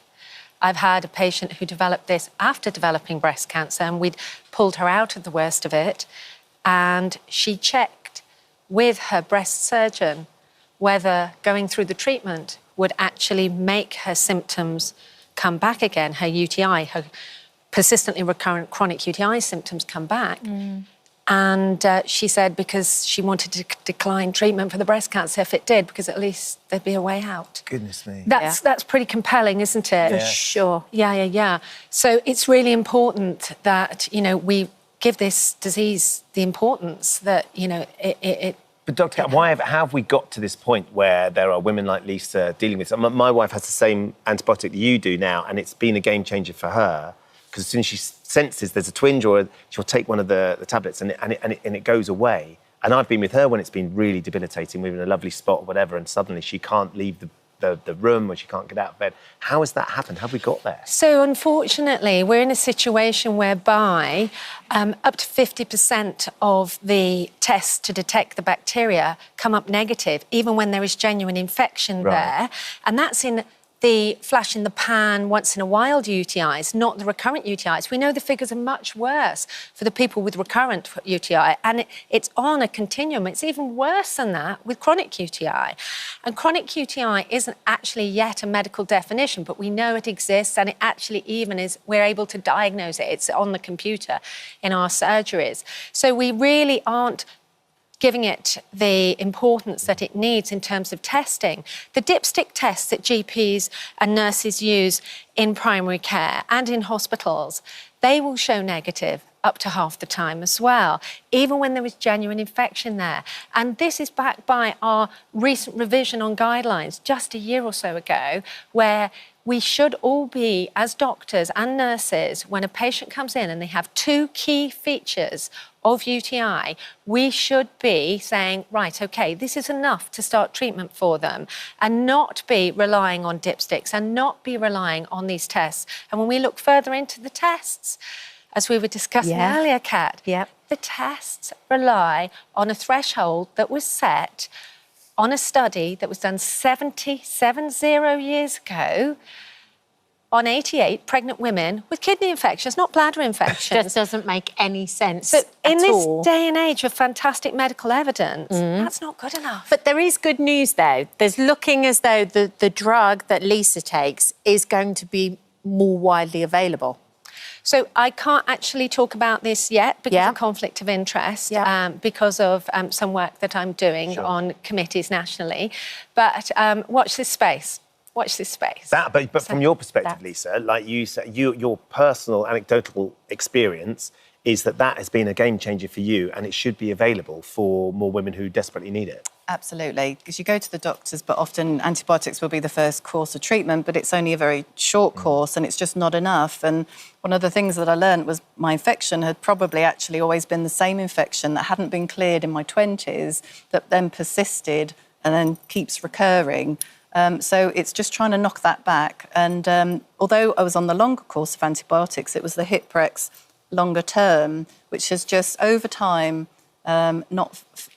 made me feel like things were improving to the extent I wasn't always in fear of getting another one. So, Dr. Kat, what does Hiprex do then? Can you explain how I know it's complicated. I know it is, but can you explain how it works from a medical? It's a urinary antiseptic, basically. Okay. It's not an antibiotic, so there isn't problems with antibiotic resistance issues, etc. But for these ladies that keep getting the infections, or the infections just never go away, there's some very good evidence that came out of the USA over the last few years that shows that rather than being new infections all the time, there's a distinct possibility that a great proportion of these cases, it's an embedded infection actually within the bladder lining. So the bugs have hunkered down inside the cells and they are just waiting till the coast is clear to come back out and set up a new round of attack on the bladder lining. And so what we need to do is we need to put something in to stop them doing that. Or if they do leak out and they want to get going again, put in something that's going to kill them straight away. And so a low-dose antibiotic all the time can do that. Or maybe something like an antiseptic can do that. So this is where they're the game changers. Amazing. Look, I think it works over time as well. And that's the thing. So you're 4 years since you had your last one. You haven't quite relinquished that fear of another one coming on, but clearly things are significantly better than they were, Lisa. Absolutely, and I do feel like I'm one of the lucky ones because I was able to access, treatment that worked for me, the testing. That showed a clear bacteria. Not all women are in that position. So we do need better testing, better treatments. OK, Dr. Kat, will you do us a favour? In a couple of weeks' time, will you come back again? When you can talk a little bit more? And also, will you come and do a phone-in for us, for our viewers? I would love to. I would absolutely love to do that. I just love the no-nonsense approach and let's get it sorted. And also, personal experience with Annie and anecdotally Lisa as well, there will be lots of our viewers this morning that would absolutely massively value your expertise as well. Oh, if you could do no that. problem. That would be great. Amazing. We need better diagnostics and better treatment plans for these patients. And I promise you, in the background, working really hard on all of that, myself and a few esteemed colleagues, and we're running with this in the same way that we've been running with menopause. I know how much you guys have done for that. We're now running with these UTI issues. Brilliant. Excellent. Thank you both for coming in, Lisa. Thank you for being so honest and continued positivity regarding not having another UTI. Dr. Kat, we'll see you in a couple of weeks. Oh, hello. See you soon. Thank you for visiting our This Morning YouTube channel. We upload tons of new content every single day. So hit the subscribe button, like all the videos, and don't miss out. We'll see you in the morning. As the Tory party conference kicks off this week, one issue that will be on the agenda is Britain's unemployment crisis. It comes after Sir Keir Starmer argued that people claiming long-term sickness benefits should be expected to work. It's a subject that brings us to our next guest, Marie Buchan, who has been accused of using taxpayers' money to splash out on pricey cosmetic surgery and even her own horse. But after spending most of her adult life living off the state, the mum of 8 is joining us to explain why she's ready to leave the benefit system behind and get a job. Good morning, Marie. Good morning. Good morning. How are you? I'm OK, thank you. Good. So you first started claiming benefits, I think, when you were 19, is that right? Yep. And why did you start? Because I had my first child. Right, OK. And through the years, it does get a lot easier to claim. child after child after child. It's just climb, go back into work, come back out of work, go back into work. Okay, They make it very easy. They do. So how many children do you have? 8. Right, and how many still live at home and how many are little? They all still live with me. Okay. They all still live with me. And you're still claiming benefit for the ones that are under 18? Child benefit, because currently I've gone through the change to universal credit. Right. So it's 5 weeks on £74 at the moment. Okay. For the switch over. Marie, when you said they make it very easy, that sounded like it's almost too easy to say no to, that the incentive for you to get out and get a job isn't there necessarily, because actually getting a child benefit is so much easier for you and makes sense. The support's not there, though.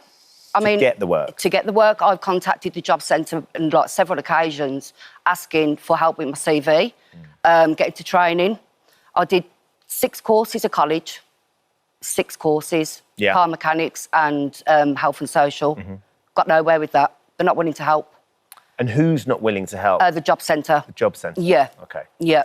So, there's been, over the years, you've had a lot of negative press for some of the things that you've used your child benefit for. Now, I don't think anybody would question the importance of having child benefit to look after children, to be able to provide for them and to be a parent. However, sometimes you've used some of that money for very personal things like cosmetic surgery, haven't you? You got a lot of criticism because I think you had a breast operation augmentation.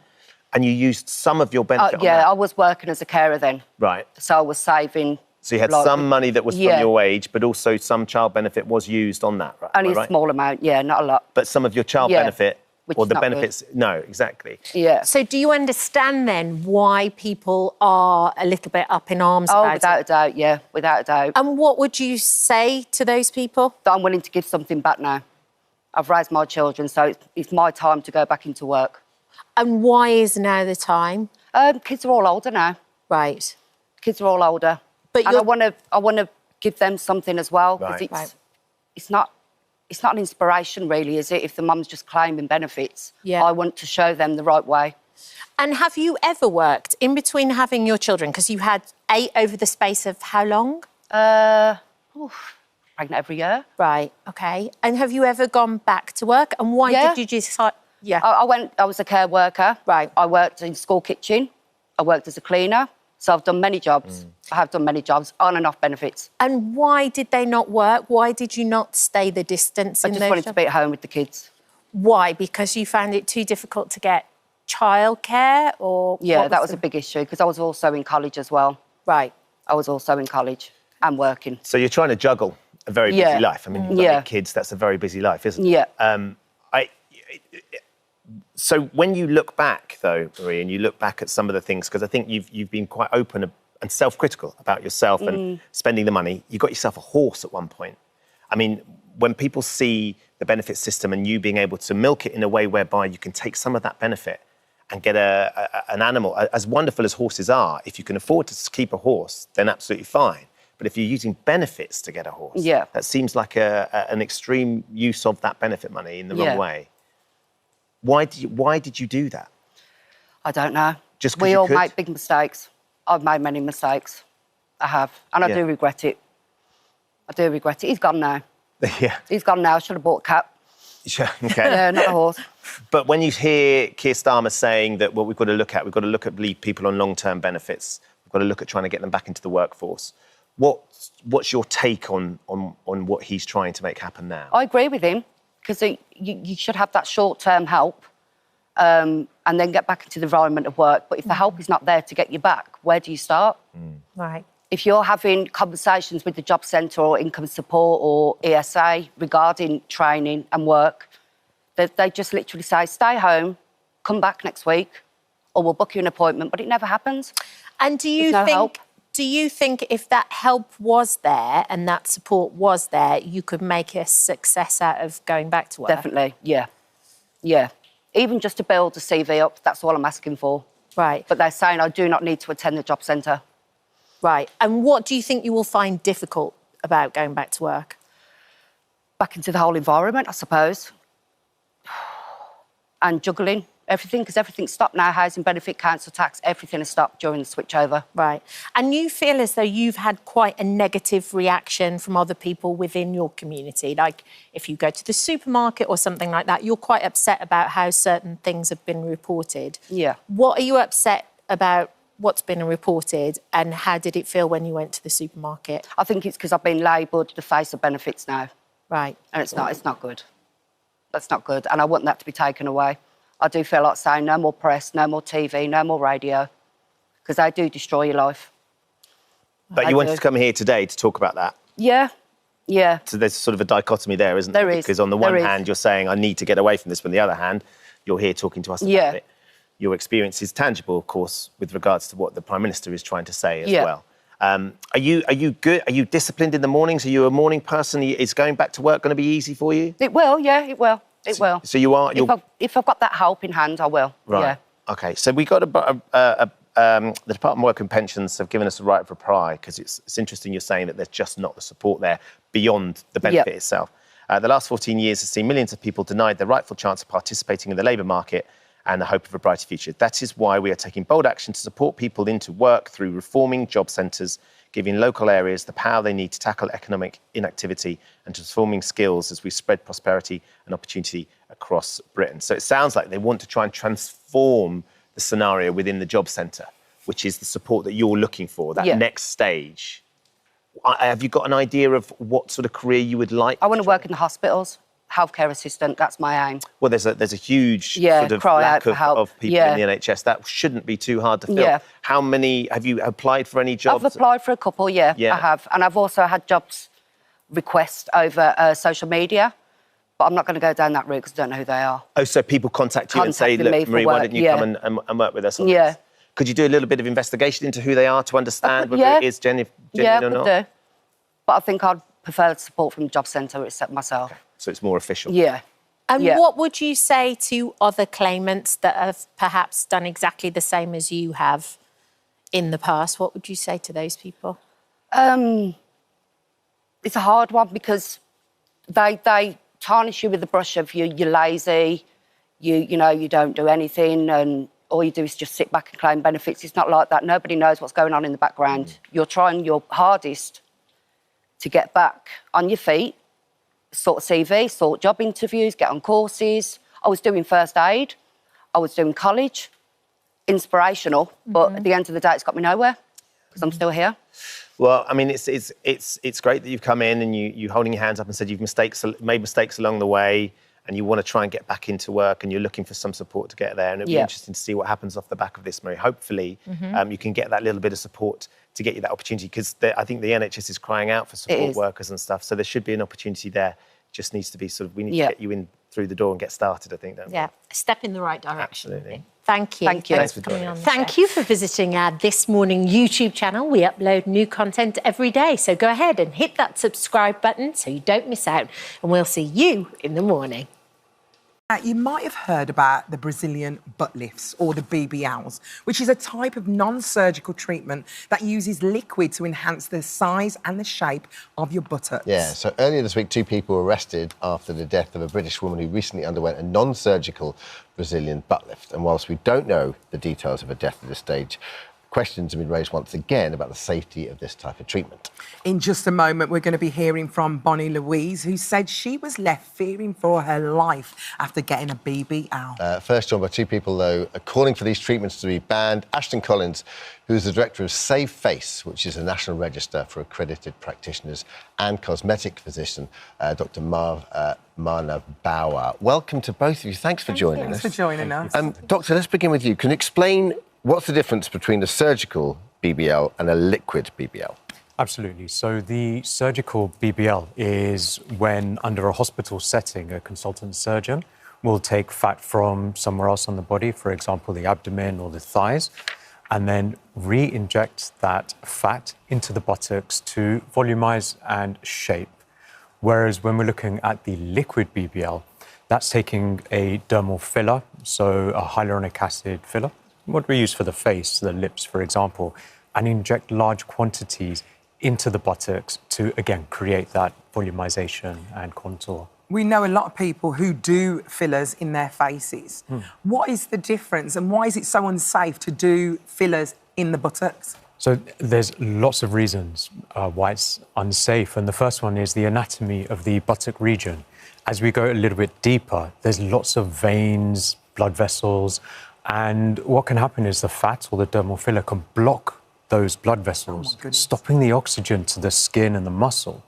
But also the fat or the filler can travel upstream and can go up to the heart, causing heart attacks, the brain strokes, pulmonary embolisms, and death, unfortunately. And does that not happen if it's surgical? So there is a risk with the surgical technique as well, and that's why BARPS, which is one of the plastic surgical societies in 2018, called for it to be banned. They told their members not to do it anymore because there were a lot of deaths occurring. Across the board? Across the board. And that's changed in 2022. They're using a new technique, which is ultrasound guided. So highly specialised consultant surgeons are only recommended to do it now. Is it like the Wild West out there at the moment? Because it seems like there's no regulations at all. There's no regulations. It's something that we've been calling for a long time. It really is the Wild West. Anyone right now can pick up a syringe and inject patients, it's ludicrous. And we're seeing so many more problems and complications coming through. So, Ashton, you've been calling for a ban on BBL since last year. Yep. What is it about them that worries you? It's the volume of complications, like Manav said, how dangerous these procedures are, and they're being advertised on social media as being risk-free, pain-free, cheaper alternatives to the dangerous surgical counterparts. And we've helped over 500 women. 50% of those women have ended up in hospital with sepsis. 39% of those women have needed corrective surgery, have been left unable to walk. Many of them have been told that they're close to death when they arrive at hospitals. And that's why we are warning the government that unless they take urgent action, then we'll have fatalities. Ashton, why do you think so many women are doing this? Are we just not loving ourselves anymore? What is it? I think there's this insurmountable pressure to conform to a certain beauty standard. And I think, bigger bums have been in fashion now for a long time, perpetuated by reality TV stars and on social media. And when you see these things advertised as being risk-free, it takes an hour, you'll be in and out, it's cheaper alternatives, you can see why it's an appealing prospect for people. But all of those claims could not be further from the truth, and they are incredibly dangerous. And there's no aftercare as well. That's a big, I would say that's a big risk as well, isn't it? The lack of aftercare, and because in all of the cases that we've dealt with, they've been injected by non-healthcare professionals. So even when these ladies are presenting with really high risk, visible signs of sepsis and infection, they're being told it's just bruising, or they're being blocked completely and left to fend for themselves. Would you like to see a ban of all of them, or liquid-based? The liquid BBLs, yeah, because like Manav said, with the surgical ones, they are regulated procedures in regulated environments. There's a risk, but it's regulated. Exactly, Gotcha. and that person will look after you if something went wrong. So let's bring in Bonnie Louise, who had a terrifying experience after undergoing the Brazilian butt lift treatment. Bonnie Louise Cooper, thanks so much for joining us, Bonnie. So you had this last November, I think, but then things didn't go as planned. So tell us about your story and your experience. Gosh. So I had my liquid BBL back in November, just gone, and to my horror, I got poorly very, very quickly. OK, just before we even go into that, can you just tell us why you actually wanted to have it done? What do you think, what was you lacking and what did you think that you needed from this? So for me, the gym doesn't appeal to everybody. You might not get the desired results. It was a confidence boost for myself, and to my knowledge, it was a safe option. But you was happy with the results at first. Was you happy with everything? Yeah. And then tell us when it started to go really badly wrong for you. Gosh, I mean, it was immediate, really. As soon as I got home that same day, the pain was just horrendous. And the next day, I was rushed into hospital and paralysed from the waist down. Oh, my goodness. So, and was that sepsis, basically? I did, yes. They advised me when I got to the hospital that I had sepsis. So what was the complications of that? Could you sleep? Could you sit? Could you even walk? Tell us some of the things that you went through. My gosh, I couldn't stand properly. I couldn't sit. I couldn't walk at all. It was horrendous. I was just paralysed, couldn't move. Oh my God, you poor thing. Where did you get this done and how are you now? So I had this done in the London area. I still have complications now. So if I lay on either side, my legs actually go numb, leading to my feet changing colour due to circulation issues and nerve damage. Oh my goodness, that's awful. And Bonnie Louise, like, were you given assurances when you went in? I mean, how was it sold to you? So I was completely under the illusion that it was completely safe, pain-free, minimal downtime. However, to my horror, the pain was horrendous, even having the procedure done. It's awful. What would you say to anyone who's thinking about having one of these? I would strongly urge anybody to completely stay away from the liquid BBL. It's very unregulated, very dangerous. Okay. Thanks, Bonnie Thank you for joining us. Really I know you sharing. still get tingling in your legs now, don't you? You still get issues now, don't you? Yeah, the pain is definitely ongoing. Oh, poor thing. Well, listen, thanks for joining us. Really appreciate you opening up and telling your side of the story as well. Thank you, Bonnie Louise. Is this... do people have any legal recourse off the back of this? Do you know what? Often, no. And people have often spent thousands of pounds on corrective treatment, corrective physiotherapy. And because it's not even a legal requirement to have insurance in the UK, often these people have no financial recourse. Obviously, this isn't going to stop. People are still going to get these BBLs. I mean, what advice have you got for anybody who has any issues after they've had their operation? Yeah, for anyone that's had any problems or even that's worried, I would definitely get in touch with Ashton at Save Face. I think it's really important.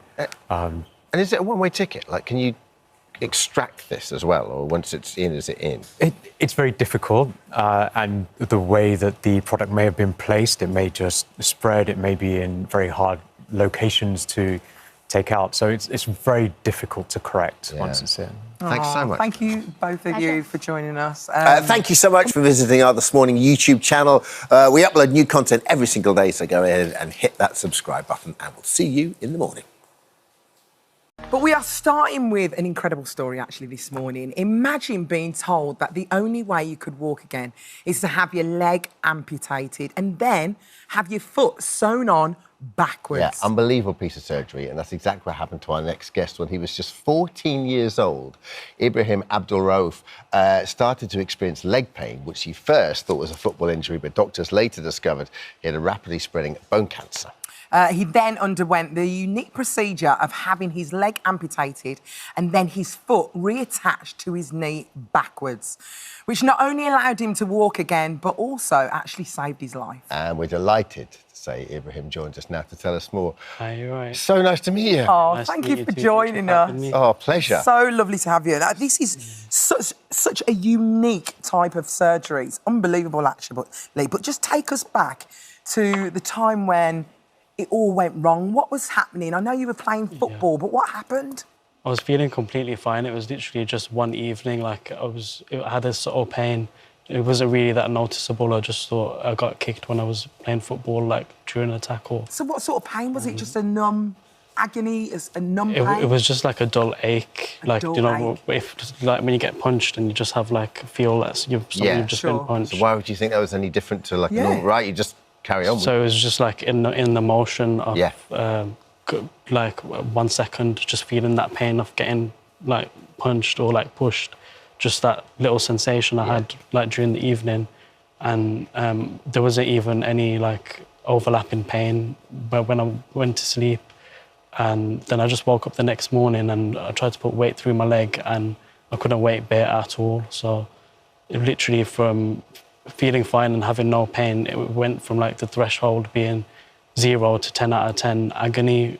The next morning? The next morning, yeah. So you're only 14 when this happened, weren't you? Yeah. So what did your mum then do? You got in touch with the hospital or the doctor? Or I bum shuffled down the stairs because I couldn't walk at all. And even I was dumbfounded. I thought, what's going on? Like, why is my leg not working for? And I was getting like really worried. And I went down, told my mum, and she thought that I'm just making up excuses to try and get the day off from school. Really? Is that what she thought? Yeah. That's what we're mums, aren't we? That's the reaction, That's what we of think. course. And then I said, no, Mum, I'm not lying. Like, I'm being serious. It's like agonising pain to even put any weight through or pressure through my leg. And then she rushed me to the GP. They rushed me to the A&E. And then they done a X-ray, and it showed like a swollen bone over my bone. So it was like a little lump. So there's a swelling on top of the bone? Yeah, and then they said that it's a cyst or a boil or like just a cluster of fluid. And that they're going to do a biopsy to extract it, and it shouldn't be nothing to worry about. So Then they found the osteosarcoma. The pain was getting worse and worse, and I was taking more doses of morphine to manage the pain. And then the pain wasn't getting better, and the lump was getting bigger and bigger. So the treatment of antibiotics that they gave me for bone infection wasn't doing anything. So they'd done a biopsy, they sent me to a different hospital, and then they'd done a you biopsy. actually went to the Royal Orthopaedic Hospital in Birmingham, which I know really well, because my mum had a knee, her knees done there. So you went to there, and that's when they said it was actually a bone infection, didn't they? Yeah. So then they extracted some bone from my leg and sent it to the labs, and the results came back quite quickly, and the doctor just came in. I was in A&E, I'd been in hospital for 6 weeks, and I was waiting for the results to come back, and I was just on antibiotics with that. So you've been in the hospital still. 6 weeks? That's a long time, isn't it? And you were so young. Yeah. So, Abraham, you got cancer, you went through chemo, but then they decided that your leg needed to be amputated. Even at such a young age, what goes through your mind when you know that's going to happen?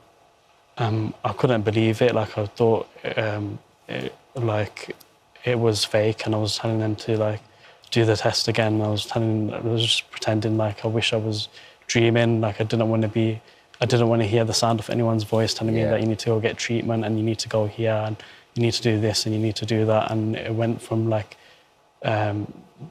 being absolutely fine without a care in the world to living in a nightmare. Sure. Yeah. And then just being in and out of hospital all of the time, and having all of the symptoms from the chemotherapy was unexplainable. I couldn't explain this chemical torture, and they flush you with antibiotics for 2 weeks after giving the dosage to flush the chemo drugs out of the system, because it's literally a poison. If it stays in your system, you can actually die from having it in your system, because it obliterates all cells. It's like TNT exploding in your body. And that's how the doctors explained it to me as well, because I'd have my chemotherapy, and then I was supposed to be recovering at home for 2 weeks. But then the side effects would get so bad, I'd just end up hospitalised again.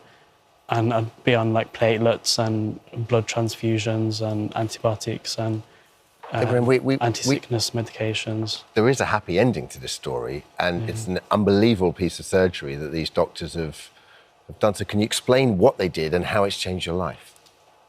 So I had the tumour in my knee, and my foot was healthy, and the top part of my leg was healthy. It was just the middle part that needed to be removed. Yeah. So then they saved the residual limb and sewed it back onto the top of my thigh, but backwards. So they rotated it 180 degrees. Why did they do that? Because if it wasn't rotated, then my foot would be facing my face. Yeah. It would be this way up, and when I move my ankle, it makes sense though, because once you've got your prosthetic on, it acts kind of like a knee, doesn't it? Yeah. It's so clever. So I just can control my foot with my nerves. And think that I've got a foot there which I didn't have before. Yeah. And when I first started to learn how to control it, I could barely move it a flinch. It was I had to focus on how to get it to move. Look at you now. Look, we're just watching you having a little boogie. Yeah. And have you gone back to sport? Can you do sports now and stuff like that? Yeah, I really like swimming. So do you like swimming? but I have to take my leg off, so I just swim with my arms. So. And badminton as well? You do play badminton? Yeah. And you're on social media. I love the fact that you're so positive about everything as well. It's unbelievable. What is it that drives you through? Just being able to still be alive and have like the second chance to experience every day and still be able to be independent and not rely on anybody and still get out and about and live a normal life. It's incredible. Listen, you're an inspiration. Your surgeons, the medical team around you are an inspiration as well to be able to do it. So clever. So clever. Thanks for joining us. And thanks for telling your story. Yeah, thanks so much. Thank you so much for visiting our This Morning YouTube channel. We upload new content every single day, so go ahead and hit that subscribe button and we'll see you in the morning. For all of that, now there's been a reported rise in dangerous cyclists across the country in recent years. So here in London at peak time, cyclists make up 40% of road traffic, which is great because people are getting on their bikes, they're not using buses and all that sort of stuff. So it's a really positive thing to see so many cyclists. However, there are issues because under the current laws, reckless or dangerous cyclists who have hurt or even killed someone still only face a small fine or minimal jail time. Our next guests know firsthand the life-changing repercussions that an encounter with a dangerous cyclist can have. Kate Wilson and Samantha Latham are here now to share their story. Good morning, ladies. Morning. Morning. Thank you for joining us this morning. Pleasure. So, can you take us back to March 2022? You were walking together.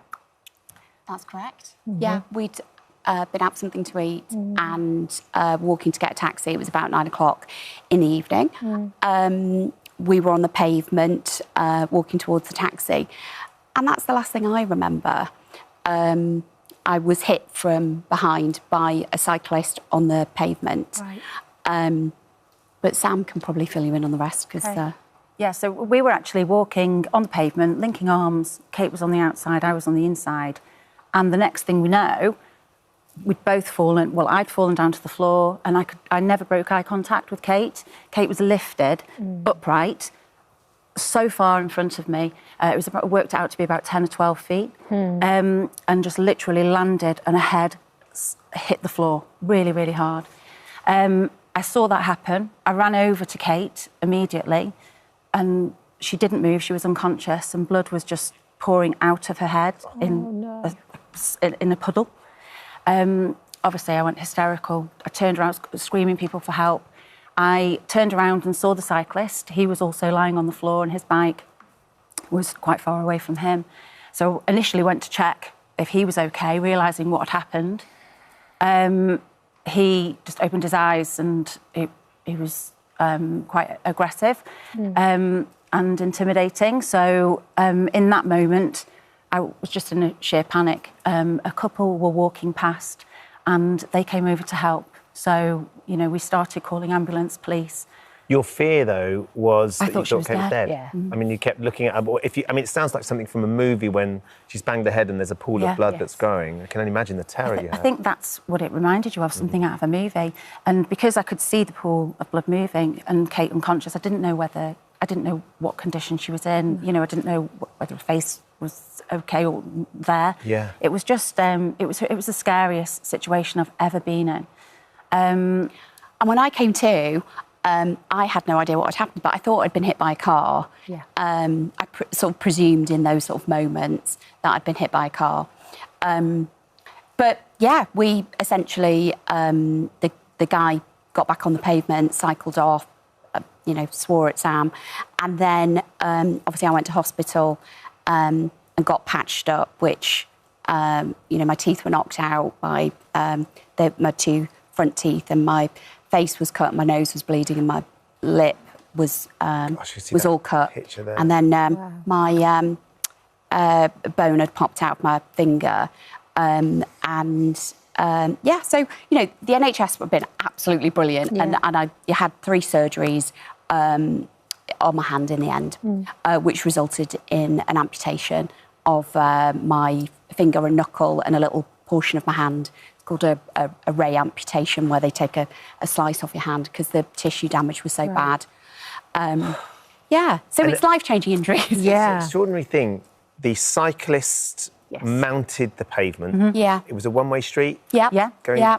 down He was the wrong hometown. Yeah, You know, in we your know hometown. So you two were on the pavement. You were where you should be. He mounted the pavement. Yeah. Hits the two of you. There was no warning. So no sound, no Didn't get out of shout. the way, no move, no nothing. It was just we were plowed just into hit. us. And then got up and cycled off shouting at you and having a go. Yes. You know, fortunately, though, Sam, you filmed him Yes. as he was leaving. I think as he started to gather his bike together and looked like he was leaving, that's when I instantly took my phone out and recorded him. I just don't know how she did it in that moment. No, that was really quick thinking. It was. And I think one of the things that, you know, is important to say is that not everybody has such a quick thinking friend with them to be able to record it. Because the reality was that had you not had that footage, you would never have found him. No, never found him. And how did you track him down in the end? That's Kate's husband. Yeah. Yeah, so I'm sure you won't mind me saying, but we got, I mean, obviously we reported it to the police. My husband screenshot a photo of him from the video footage and then literally walked around the streets and all of the pubs and restaurants saying, does anybody recognise him? Until a landlord at the pub said, yeah, he was in here all afternoon. So we then found out he was drunk as well. And then through the powers of social media, we're able to then say to the police, this is the guy. And then he was arrested. Right. But he wasn't arrested. I think it was probably about 10 or 12 months after the accident. So it was all delayed.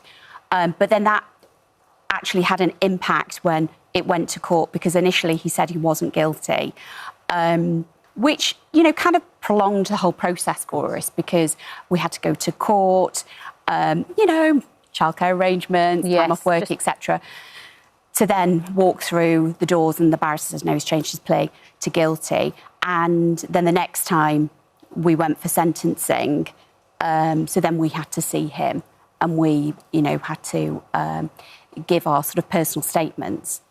And I think it's important to say, the judge was brilliant, but he was confined by the law. There wasn't enough in place to essentially convict this man. So the law currently, wanton and furious cycling dates back to, I think it's 1861. And it's an offence if you use a bike or a horse or cart. So that's how old it is, Victorian. So it's always going to carry a maximum of 2 years custodial sentence. But of course, because he pleaded guilty, he got a 10% reduction. As soon as you're under 2 years, you're entitled to a suspended sentence. So he was never going to go to jail. Did he show any sort of remorse? No. None whatsoever. So he's irrevocably changed your life. You've lost a limb because of him. He was drunk, he mounted the curb, he hit you, he's been found guilty. And at no point has he shown any remorse? No. And probably important to say as well, I've had a lot of personal expense because of the accident and not had any compensation expense. Or no? No. So because obviously he's a cyclist, he's not insured, that there isn't anybody to sue. I've had, haven't had anything from criminal injuries either. So, I had to have my teeth repaired and, I've had... And the journey for physio and things like that, that's extensive amount of because I had to go to a specialist hospital in Merseyside, Wiston Hospital, who were fabulous. But, so that's... Obviously, these are all the treatments you've had as well, but how has it affected you on a day-to-day basis, both mentally and physically? How's it affected you? Well, I think... it has taken its toll, obviously. I've had 3 surgeries and lots of treatments. And I think the practicalities, I talk about a finger, but it's actually my hand. I haven't been able to use my hand, for a long time. It's had wires in it. It's had splints. So, just simple things, washing hair, looking after my daughter, driving, I haven't been able to do. So when the consultant said, we're not going to be able to improve this, I think we need to amputate it, it was actually quite an easy decision then because I was so tired of not being able to use my hand. So since the surgery, it's been okay. But the difference in your life is significant. And I think, Sam, that I know Ian Duncan Smith has been trying to champion the change in the law. The Tories were going to bring in a new law, but then, of course, the election got called. Yeah. Yeah. We now have a new government. What are you calling on the new government to look at? What would you like to see? What is it you think is going to be important now? Because that statistic, about 40% of rush hour traffic is made up by cyclists, and the vast majority of cyclists are law-abiding and do it very carefully, and it's really, we really need to say that. But for those ones we don't want to bash cyclists, you know. I mean, obviously it's amazing for the environment and people should be encouraged to cycle, but ultimately, you know, pedestrians do need to be protected, and they've got... And the law needs to catch up. Yeah. It does, yeah. And So anybody what needs who to uses happen the road. then? Well, I think in an ideal world, I think that dangerous cycling law that Sir Ian Duncan Smith was trying to get that amendment to the criminal justice bill kind of needs to go back on the agenda.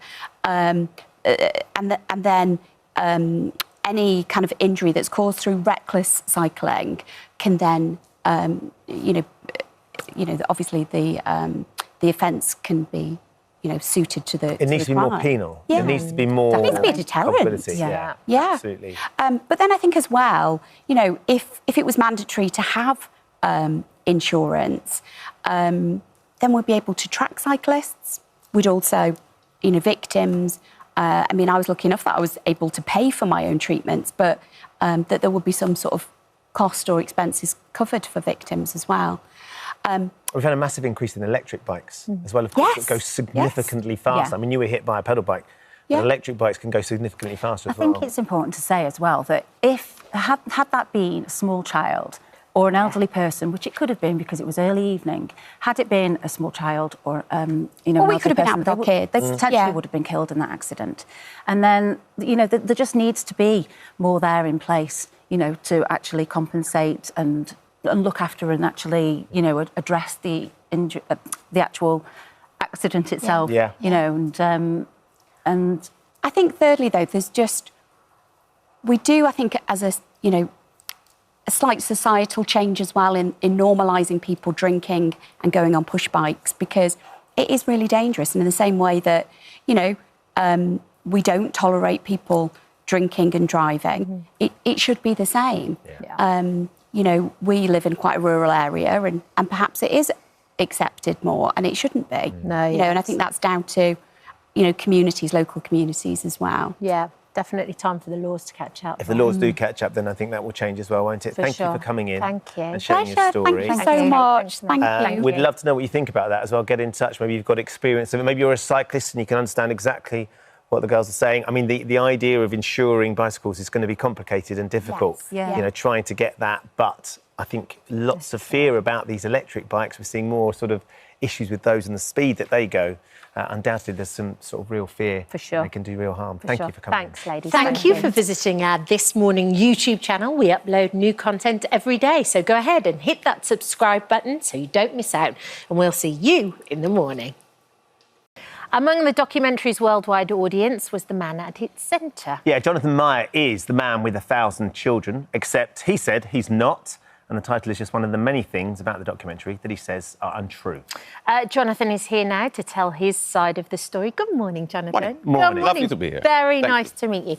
So can you tell me how your sperm donation story started? It was with a friend, right, who was suffering with infertility? Yeah, I was in college and I befriended this friend and we were studying together. I studied to become a social science teacher. And he explained to me that he discovered in that time that he was infertile. Right. And he was talking about the possibilities like adoption, to become a foster parent, and sperm donation. And the latter I investigated more because I never heard about it. I found it fascinating that people can help families in that way. And how old were you then? 22, something. So early 20s is when you first started looking into it.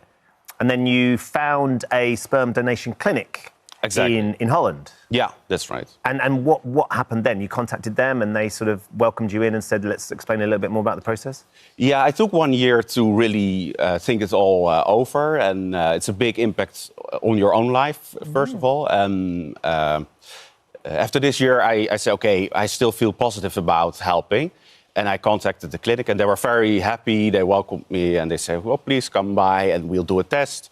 And I passed the test, and I could become a donor. That's quite easy in that regard. And what was it about it that made you want to get involved?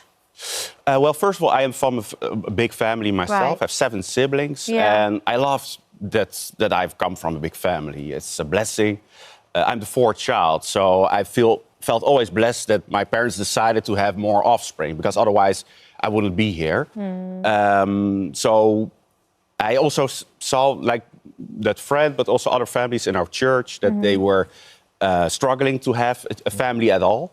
I knew that with the huge demand in donors that I could help them, help families. Yeah, so once you realise and the clinic have said to you, look, you're fertile, your sperm would be very welcome and viable, then that's quite an exciting moment as well.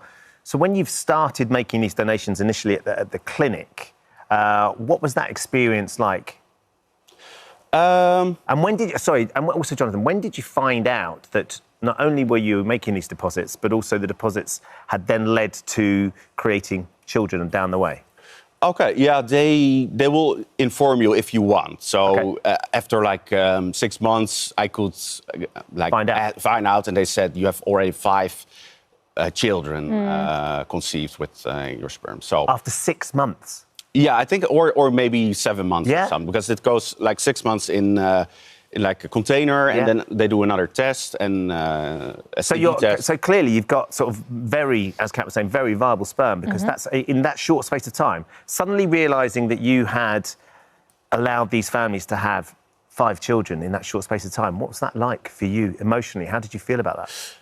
Well, the thing that struck me was that I found out that I became a biological father. Yeah. That I directed my own life in that regard. I never, when I was a little boy, I would never think that that would be the first time I would be a biological father. I would always imagine it with a wife and children. Yeah. So that was something that I had to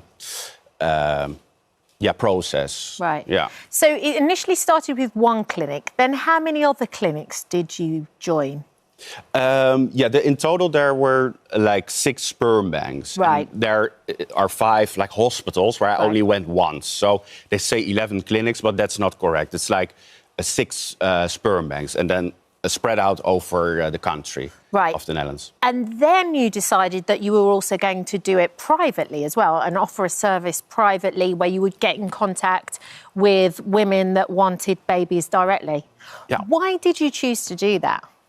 Well, at first the clinic, it was great. It was security for me. It was safe. It was all in controlled manner. You will just deliver the sperm, and they would hand it out to what a woman needs. But I felt like I felt at ease at that moment. I was like, okay, maybe I can also see myself like a private donor. I was missing sort of like the human contact, like meeting people and maybe getting some updates about the child. And I think at the time I was ready for it. I said, okay, I could also be a known donor plus. So it means that you are with the recipients in contact from the moment you meet them. So the child will know who their father is, and you can be in touch and get updates. Yeah. Interestingly, one of the allegations in the documentary is that you met a lot of these women as a private donor, and they asked you how many times you had donated or how many children, and you only ever said 3 or 4. And in fact, even by then, you had fathered a lot more children. Why did you lie to those women when you were meeting them privately about how often you'd done this? First I was fully open. I shared everything with any recipient that I would meet, like the amount of children that I've helped, my home address, everything. So you disagree with what they... Because there's some of the women said, we sat down with him and he said he'd only ever donated 3 times, and they were led to believe that you hadn't fathered that many children. Well, no. So first I was fully open, but later, when I got in some trouble with recipients that I would meet, because you meet a lot of different people, and not all have like. Some people are just you don't want to help them. Okay. They get upset and they will do things that are very unpleasant. So I found out by experience that to be fully open is very dangerous to me because I'm a private donor, so I have no lawyers supporting me. I have no money in the bank that can help me if there's some trouble. Of course, in an ideal world, I will be fully open always, but for my own safety, I had to limit it. Do you understand then why, if you're saying that you were doing it to protect yourself, but you were lying to these women, do you understand why they now feel victimised by that lie, but they feel like they were completely misled, as special as it is having a baby and a family that they always wanted, in the circumstances with which you have told them about yourself weren't true? Do you understand why they say they're victimised by you? No. First of all, they wouldn't get this exclusivity or a number from a clinic. So if they would go to any clinic, they will not share how often the donor is being used. So, But there are laws, though, in place with the clinics, though, correct? In theory, yeah. Because, because look, here in the UK, it's kind of 10 families, you can have as many children, and each individual country has different laws. In the UK, it's like 10 families, but then the same donor, if people use, for example, a international clinic, will ship worldwide. So I am no exception. I'm not. That's why I'm so surprised about the movie. They really try to make appear that I have 550 children is the correct number. So they make it more exaggerated, and then they pretend that I am very unique. But this is not unique. All the people that use a donor from an international clinic have hundreds of siblings. That is a fact. So the documentary is called The Man with 1,000 Children, but you maintain that it's how many? 550. Do you think that's okay? Do you think that's all right, having 550 children? Yeah, because it's common practice. It's not anything for a donor. Of course, as a father, like if you have like 600 wives and then like 1,000 children, of course it's something different. But as a donor, and you spread it worldwide, it's over the whole globe. So, like I say, it's common practice. And this is something people have to realize, that they think it's something exceptional or unique, but it's not. Okay. And if they feel so strongly about it, they should register for a clinic. But because they're happy to have more donors. And then the numbers can go down per donor. Then they wouldn't need donors like me that help in a larger time. Yeah. We have a right of reply from Netflix here. They say, we stand by this documentary and the subjects covered. Jonathan was approached to be a part of the series but declined. We also requested a right of reply from him, but again, he declined to comment. Why did you decide to not comment? Yeah, they asked me and they were very vague at first, so they wouldn't say it was Netflix. And then finally they would say it will be a 3-part series for Netflix, and I declined because to me, Hollywood, music industry, Netflix, they're not really, for me personally, they're not very good parties. Having watched it, do you wish you had been involved and you'd been able to sit and answer the questions from some of those mothers and those families that feel like you have sort of had a detrimental effect on their lives?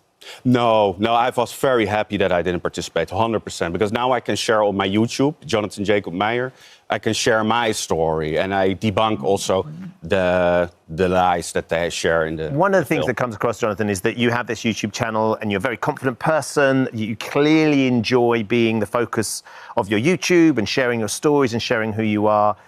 One of the accusations is also that you have a bit of a God complex. You like the power. You like the fact that you have all these children all around the world now. Because globally, I think you went all over the world and you've been involved in this elsewhere. What do you say to people who say that that is really irresponsible? Because there is a real concern, and this is addressed in the documentary, that the genetic concern is with you fathering so many children, some of those children could come in contact without realising that they are related in the future. And there are all sorts of issues with that happening, and they could start a relationship not knowing that they share the same father.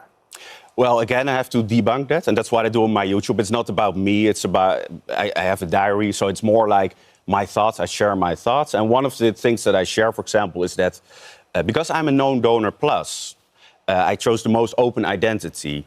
The concerns that people have with inbreeding are real when the donor is fully anonymous. But with my form of sperm donation, the children can, with one question, and it shows in the movie, because I don't call it a documentary because it's very low quality for that. But in the movie, you can see also that one lady, she would find out that there were 3 other families in her that puts the in her responsibility city. on the child. Like, so once the child has grown up, if a girl or a boy meets a partner, they have to say, oh, is your father, was he a sperm donor? And then that responsibility sits with those children, which could happen decades down the line. You think that's okay? They should have to find out what the heritage of their future partner is. That's part of any donor child. It has nothing to do specifically with me. And as I already told I'm no exception. This is common practice for the sperm clinic. So it's part of donorship. And luckily, the parents are very careful with that. They will instruct the children from an early age. Be aware, just like adopted children, there's a story behind why you're in this family and you need to take it in concern. And for what I've seen, my donor children, I'm with many also in contact on a daily basis, and they enjoy meeting their siblings. And they go out in groups to do holidays and great things, Would you like to have your own children with the family one day? Yeah, absolutely. So you will do at some point, you'll have some that you'll be a full-time father? Yeah, that's also why I stopped in 2019, because I felt that I was constantly helping others and traveling, and I sort of forgot my own ones. I really love to have... There's enough of your sperm out there already. You need to focus on yourself. Yeah, I mean, I helped the demand for other people, and now it's time to listen to my own demands. Fascinating to meet you, Jonathan. Yeah, I think everything needs to catch up a little bit Yeah. in terms of laws and protecting innocent people. It would be interesting. I mean, the documentary is on Netflix right now, and you can sort of make your mind up, having heard Jonathan's perspective and also the perspective of some of those mums, because they certainly feel very victimised by the experience that they've had. But it's been interesting to talk to you this morning. Thank you very much for coming in. Thank Right. you for visiting our This Morning YouTube channel. We upload new content every day, so go ahead and hit that subscribe button so you don't miss out. And we'll see you in the morning. We've been looking forward to this, haven't we, Baba? Yeah. Now, our next guest has been having the ultimate brat summer. She has been partying up and popping bottles in Ibiza, proving age is just a number. Great-grandmother Margaret caused a storm online after she was seen hitting the dance floor alongside her grandchildren on the Spanish party island a couple of weeks ago. Well, Margaret and her granddaughter Zoe are here to tell us a little bit more. But first, let's take a look at this party animal in action. Whoop, whoop.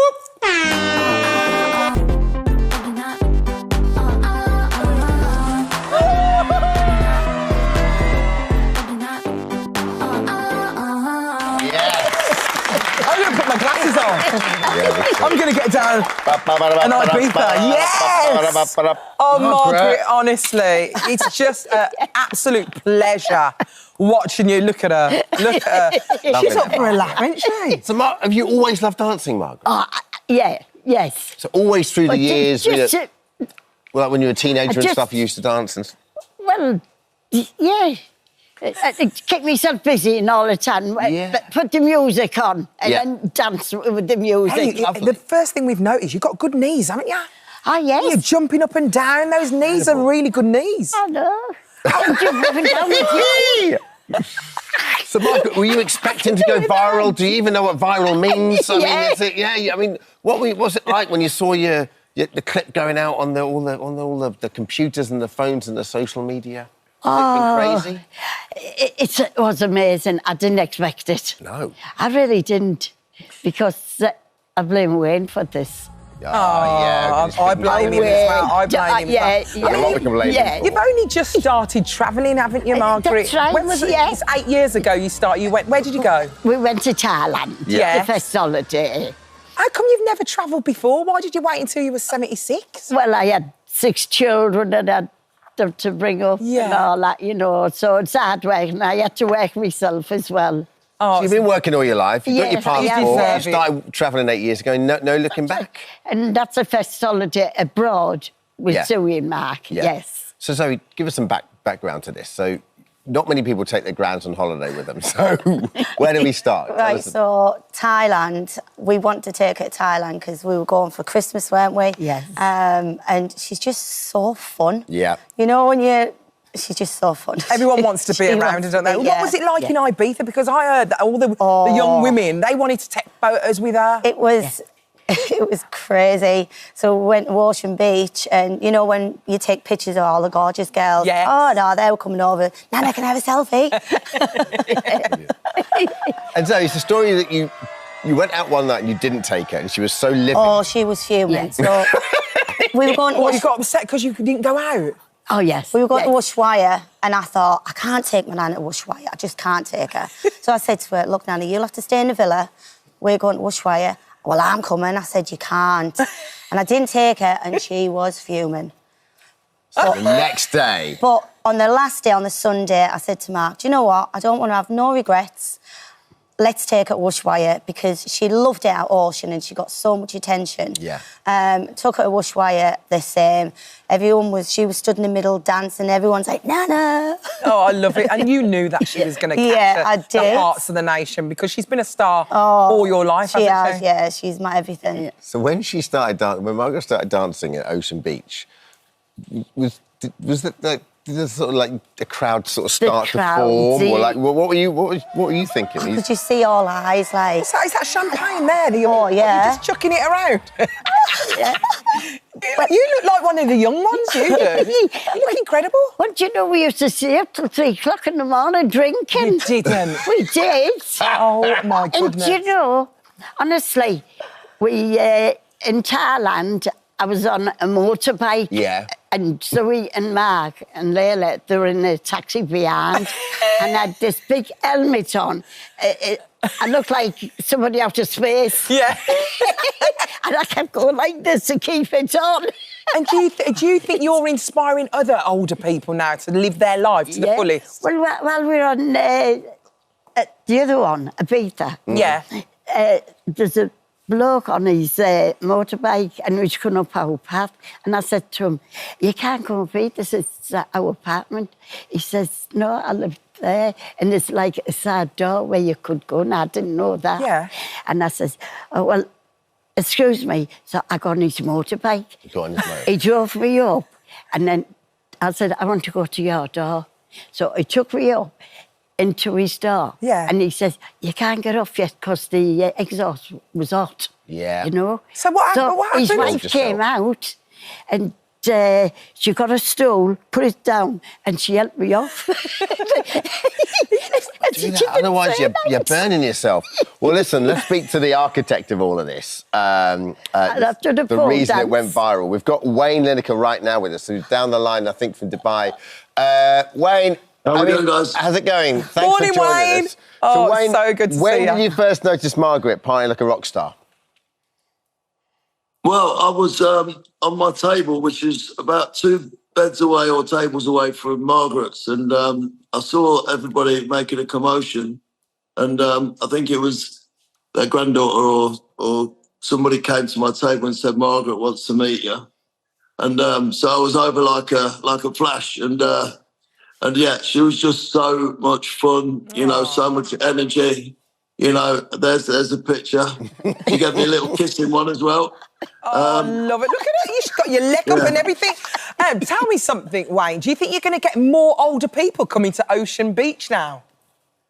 Yeah, I mean, I've got to be honest. I've never seen somebody as 86 years old with the energy that Margaret's got. Yeah. She's certainly got more than me, and I'm 62. So let's see. But I think it's a great inspiration for older people to realise that they can still enjoy themselves at an older age. Yeah.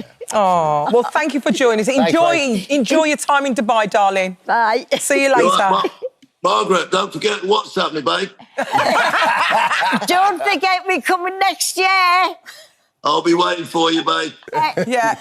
Put her on the VIP list, Babs. Yeah. Come on my table next year. Oh. Thank you. See you Bye. Bye. Well, so it's like, how is this happening? Oh, Margaret, honestly. I mean, you've got friends in high places now, haven't you? Yeah. I mean, they were marvellous. Oh, honest to God. Did they look after you? They did. Oh, they were marvellous. Hey, listen, where do you want to go next? I don't know. Wherever Zoe takes me. Yeah. Well, Margaret... I only go when Zoe goes on holiday. Yeah. Zoe and Margaret, all morning, we've been saying that we're reclaiming Freaky Friday as a lucky day. And today, it's about to get very lucky for you. Thank you. Well, listen, you are going to the ultimate party destination. Our good friends at Virgin Atlantic and Virgin Hotels Las Vegas are flying you both to Sin City for a 3-night holiday so you two can party to your heart. Oh my God. You're going to Vegas, Bob! You're going to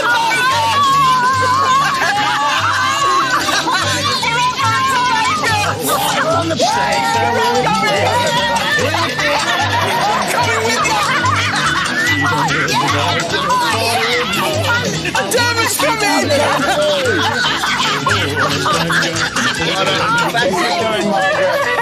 Oh, I love you! I love you! You're so lovely. Oh, congratulations, babe. Do you know what? You are just a beautiful woman. You really are. Listen, it's competition time now. Thank you, guys. You're off to Vegas.